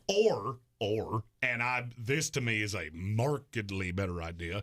I will auction that pick off to the highest bidder because there's going to be a slew of teams that need a quarterback, and there's going to be at least one left there. Let's say the Rams win the Super Bowl. What does that make their pick? 32. That's one of the most valuable picks you have. That is true. Because it's very cheap, and you get the fifth-year option. Right. That is exactly Lamar Jackson. It's exactly what Baltimore did with Lamar Jackson. Absolutely. To build in an extra year with a guy that you think you have to bring along. I have said I do not see how Malik Willis is not either the 30th, 31st, or 32nd pick in this draft. Who he goes to, no clue right now. But I hope it's not Detroit. Right. Another good thing for Detroit, you have just a shitload of draft capital. 5 picks in the top 100. You have 2 in the first, 1 in the second, 2 in the third. You can add 5 starters doing that. You can. Just one of them doesn't need to be a damn quarterback. All right. Jared Goff is here. There is nothing you can do to change that for a year. So why start the clock early on a guy that you know definitively is going to sit behind Jared Goff? It doesn't make any sense. It would be one thing if next year's class was a disaster and this year had 9. It's not. This is one of the worst classes I've ever seen. And so you're going to shoehorn a third-round quarterback into the back end of the first round to sit for a year, and you'll have to pay him a year early. Yeah. Doesn't make any sense. Thrown out in the chat here, Stephen Tao did remind us T.J. Hawkinson is on this team as well. We didn't mention him. Yeah, I didn't mention him, but he was one of the ones I didn't specifically name. Okay, Right. There's more than There was 4. There was a few. Eric Miller said, are you really happy with DeAndre Swift? He can't stay healthy. I think when this team's better, you'll see a better version of DeAndre Swift. He's asked to do too much right now, and running backs are almost always going to get hurt doing that. Like to see a little more balance. Swift be more of the home run guy, which is what he is. This team's not in terrible shape. You just got to understand where they're at. It's how Dan Campbell got this job because you were 3 years away. Yeah. You could have Bill Walsh and Bill Belichick putting this team together. You were still 3 years away from them being really competitive. They played way harder than you thought, but they have a huge talent deficiency. And I think everybody knows that. Everybody in the organization knows that. From, the Ford family to Brad Holmes. And obviously the coach knows it. Because that's why he got, what was it, a 6-year deal that he got? 5. 5-year deal. A 5-year deal. Yeah, and so that's just what you do. You're not losing anybody that really upsets you. You got a year here to clear the decks cap-wise, which I can't emphasize enough. You need to do because that cap ledger is ugly. All right, head down to the NFC South and the Carolina Panthers. The Carolina Panthers, obviously, you got Sam Darnold in town. There's nothing that you're going to do as far as bringing somebody in. You got $18 million tied up into him. Mm-hmm. And there's no way you can get around it. I mean, I don't know that there are a lot of teams that need quarterbacks, but I don't think you can get anybody sold on trading for him. Well, even if you traded him, it's still an $18.5 million dead cap charge. Mm-hmm. You're not doing that. Starting quarterback of the Carolina Panthers next year is Sam fucking Darnold. Yep. It is not even worth discussing. And you only have one pick in the first 2 days of the draft. Oh, and I forgot to mention, you don't have any money either. Mm-hmm. They're $19 million under the cap. Yep. Here's where I can give you a little bit of hope. Okay. If Tom Brady were to retire, I could make the argument that Carolina's the best team in the NFC South. Yeah. If you tell me Kyle Trask or Blaine Gabbert is the starting quarterback of the Tampa Bay Buccaneers, I don't really care what's around them. And there's talent in Carolina. The problem now is, how does Scott Fitterer actually view this team? Because he went into buy now mode like this was a team that could win right now. Well, the problem is that you don't have a quarterback for that. And now you just brought in Ben McAdoo, who, if by God that is not a sign of tumult, I don't know what is. Mm-hmm. I reported on our ESPN radio show, they want this coordinator to be a former head coach in the NFL. Well, apparently that was the only precursor to getting this job, because it's the only way I can explain how he got it. Because he is bad. So now everybody in the league looks around and goes, okay, well, that's a team just sitting on the pot waiting to do things. Mm-hmm. You don't buy Rule, but you didn't want to fire him this year because you got an ugly cap ledger. You've only got one pick in the first 2 days. So you have a blip year. And that's what I'm afraid it is for Carolina. At 6, I don't see any way they don't take Charles Cross. Evan Neal will not be there. Ike McQuanu is a guard. Right. So Charles Cross, that fixes your left tackle problem. I actually think that could help Sam Darnold's development. You play Cross at left tackle, you play Brady Christensen at guard. You got Moton on the right side. I would probably bring back Paredes, and then you need to probably invest the rest of your money at that other guard spot because John Miller is poopy. Yep. Offensive line has to be the number one thing that you fix here, because everywhere else, I feel like you're plus. You're a plus team everywhere else except for your offensive line and quarterback.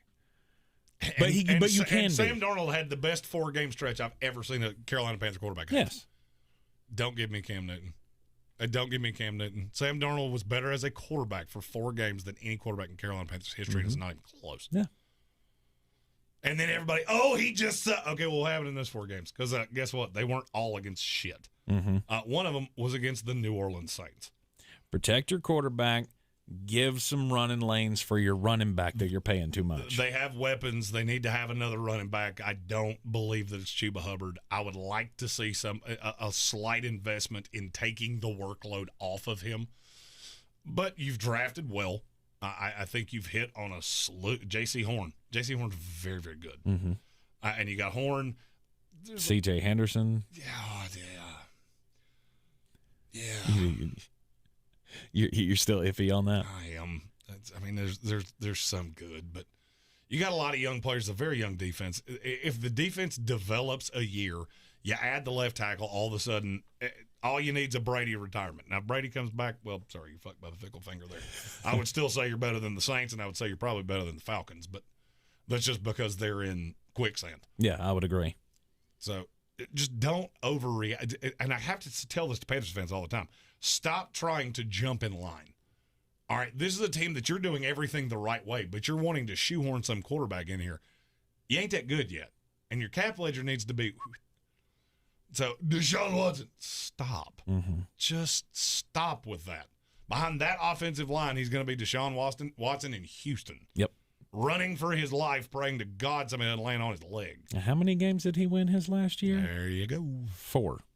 That's exactly right. But looking at the draft, and looking at team needs, Carolina's got, 5 picks. Mm-hmm. 1 in the 4th, 2 in the 5th, 1 in the 6th, 1 in the 7th. It gets into, more taking shots, guys that fall. I could argue their biggest needs are all along the offensive line. Mm-hmm. All of them. Yeah. every position needs something. Yeah, you remember that draft where they just went all defense? Like, I'd be completely happy. happy. Offensive line time to do that. I'd be completely happy if they wanted to go in here and grab the left tackle at 6, and then with the picks rounds 4 through 7, just take a whole bunch of filler guys. Yeah, and that's. Go ahead. And that's pretty much what you should do. Mm-hmm. The thing that you have to understand is that this is a good year to have 5 picks in day 3, because this is going to be a better day 3 than you've ever seen before. This is so much deeper of a draft class because of the COVID year and all the things that I've touched on in the past. You will be able to get talent there, and you can spend like madmen in the undrafted free agent pool, and there's nothing wrong with that.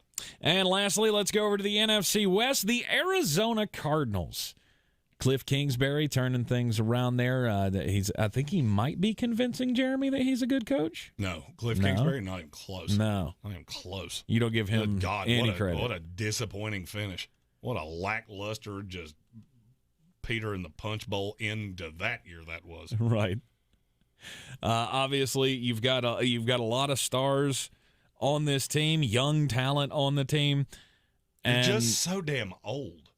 Mm-hmm. Like, this is one of the oldest rosters in the NFL. Mm-hmm. Chandler Jones is going to be gone for nothing. I don't see any way he comes back. I really don't. Mm-hmm. I mean, unless you franchise him and you want to go down that rabbit hole, and that's not going to be fun. No.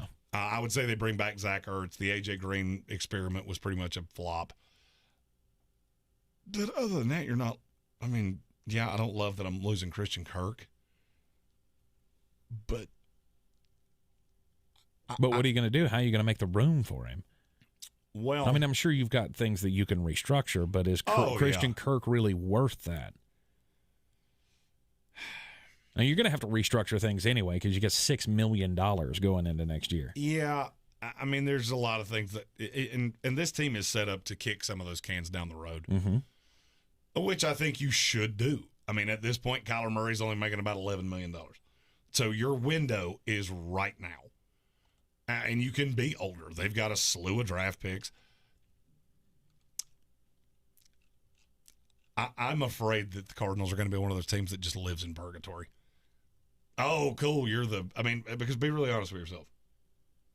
Say this out loud. Mm-hmm. The coaches in this division are Kyle Shanahan, Sean McVay, Pete Carroll, Cliff Kingsbury. Yes. One of those things is not like the others. One of those things just doesn't belong. Every one of them's played in a Super Bowl except him. Mm-hmm. There's a reason for that. He's not a very good coach. This is one of those creative ideas. Oh, let's pair Cliff and Kyler Murray. Fine. That allowed you to build the roster. I think a year from now, this team's going to be looking for a coach that can take them to the next level. Okay. Because you're so up against it cap-wise, and it's guys that you can't really honestly do anything about. Like DJ Humphries. You can't really do anything about that. I mean, yeah, you'd say $15 million if you just cut him out right. Mm-hmm. But, okay, who going to play there? Right. I can make the argument who's your best offensive lineman. Him or Rodney Hudson. I'd say it was Rodney, but it's close. It's close. Yeah. According to PFF, it's close. Mm-hmm. But, I mean, they've drafted reasonably well. The question is, what can you add to this team to really give it the old shot in the arse? Well, here's the thing. Your pass rush is going to take a hit with no Chandler Jones. Mm-hmm. It's going to suck one way or the other to lose Christian Kirk and A.J. Greene because now your 2 is Rondale Moore. But you do get back DeAndre Hopkins. This is a draft that is very rich in receivers, so you can add that third guy. Hey, maybe you could get something out of Andy Isabella. Still can't believe you took him. I think he falls into the Paris Campbell category now. We can stop hoping that comes around. He didn't go in the first round, so he's not nearly that infuriating. Okay. But then you get into it's a lot of depth guys that they're losing. There's nobody that I'm really, I'm not ready to jump off a bridge because I'm losing Chase Edmonds. Mm-hmm. This is a team that I almost undoubtedly see taking Breece Hall. I would really like that, by the way. Breece Hall is a very nice combination of if James Conner and Chase Edmonds decided they wanted to be one person, mm-hmm. and you took all of the best things of them and put them into one person. Okay. And I think that could be that could take this offense to another level. The best we really saw them play was when James Conner was producing, when Chase Edmonds was producing. The offense is not what scares me. What scares me is that in crunch time situations, especially in playoff situations, you can't seemingly stop anybody. No, and you struggled at times. I think a lot of it had to do with inexperience in the secondary. And it does, but your leadership is a guy that should never have gotten a head coaching job in the NFL. And I'm not going to back off that. And it was like 4 or 5 times this year that they really needed to come up with stops in the run game, and they couldn't. Yeah. I mean, they weren't as bad as the Chargers, but that was still a weakness. The thing that would make me nervous, if I was a Cardinal fan, is that I see almost no way that you're not the third best team in your own division. Because of Cliff. Now, if you told me, and it's the name that just popped up on my screen, a year from now, Sean Payton goes, hey, I want to do this with Kyler Murray. Okay, then. Now we have something to talk about. Right. But you're going to need a guy like that. I hate to break this to people. Kyler Murray's not as good as you think he is. And I've said this for a long time. He's really difficult to game plan against. But what happened to this team is every team in the NFL started figuring it out. All we have to do is throw interior pressure at him, and he's so damn short that he can't see over it. Right. So then invariably he's going to start trying to run around, and without DeAndre Hopkins, the guy that's always open, bad decisions can be made. Turnovers can be had. Something he does too much anyway. I'm not going to say they're a purgatory situation because there's enough good. Arizona is very intriguing. It's not a hard place to get free agents. It's not a hard place to get older free agents to come play later in their career, as evidenced by J.J. Watt, Zach Ertz. Which, is he coming back, by the way? I don't know. Somebody asked that in the comments. That's why Rob Johnson asked that in the comments. I don't know. I could see a path that he does. I could see a path that he doesn't. The big thing for them is, and it's hard for me to do this in a vacuum because I don't know exactly how all of the contracts are structured to know what can be moved around. I mean, I can look at signing bonus and go, oh, that could be, or I can look at salary and go, oh, they can be prorated into signing bonus. That's all I got. Right. And what are the pitfalls of, what that does down the line? That would take me more than, a day to figure out. I would wager you're going to see a very similar looking team, and I still like the Rams better, and I still like the 49ers better. In terms of the first round of the draft, in my latest mock draft, I had the Cardinals taking Trent McDuffie. I think they need a no doubt number one corner. I like his name's Byron Murphy. Byron Murphy, a lot. And you would have a Washington combo there of corners. Right. But I think Byron Murphy's a 2. Trent McDuffie can be a 1. A lot of people like him more than I do. And that's really in that I've got Sauce Gardner clearly as the number one corner in this class. I don't know if you saw the report. I don't remember who said this. They asked 10 scout evaluators who the number one corner in this class was. How many of them said Derek Stingley Jr.? How many? Take a guess. None. 0. They're all on Sauce as well? No. Trent McDuffie got 4 votes. Sauce got like 3. Roger McCreary had 1, which kind of made me laugh. I don't remember the other 2 were. There's a lot of variance in that, but the gist of why I said that was just Derek Stingley's not as no doubt as people think. Right. And I said last week I see him falling. Derek Stingley falling to the Cardinals? Whoo. That could be something that would get me excited because his high side is very, very good. I mean, is there any shot of that? Any shot that he falls that far? Think. Really? More than you think. More than you think. Okay. The Cardinals obviously have a lot of young talent, as I said, on this team. They don't have money to play with, and they're going to have to get the most out of their draft picks. So I hope you got the scouting glasses on. Yeah, I mean, and the thing, if you're looking at Arizona, is they've got the full complement of their picks, along with 3 compensatory picks. Same thing I said about Carolina. This is going to be a really deep draft. So if you can hit people there, you would be shocked that, this team's not as – it's not as listless as it sounds when I'm sitting here breaking down going, I don't know what you're going to add. Mm-hmm. Because you really took your shot this year. That didn't work out. You got bounced out of the playoffs. But, I mean, this team's still talented. I still believe in Kyler Murray. I just think we need to slow the roll on he's a top 5 quarterback in the NFL. No, he's more like a top 12 quarterback in the NFL. Right. He's just real fast. And he's a top 3 fast. But in terms of overall, there's a slew of guys I would rather have than him. All right, there's your first batch of off-season previews here in the Sportsocracy, and we will continue to do this so we cover each and every team because that's what we're known for. That's what we do here in the Sportsocracy. No fan left behind. And we will break all of those up and make them look pretty and put them out. When are we going to do the next one of these? I don't know. Should this be our Wednesdays now? Oh, God. That leaves you until... And God, we'll do it in a month. Good God, that leaves the end teams in the end of February. Ooh, we need to do it quicker than that. We need to do it quicker than that. Yeah, all right. Tomorrow's Threadbare Thursday. We can figure this out. Yeah. 8 teams here. We're going to bid these out. So if you see them, just know that if you were here, you've already seen it. But. Indeed.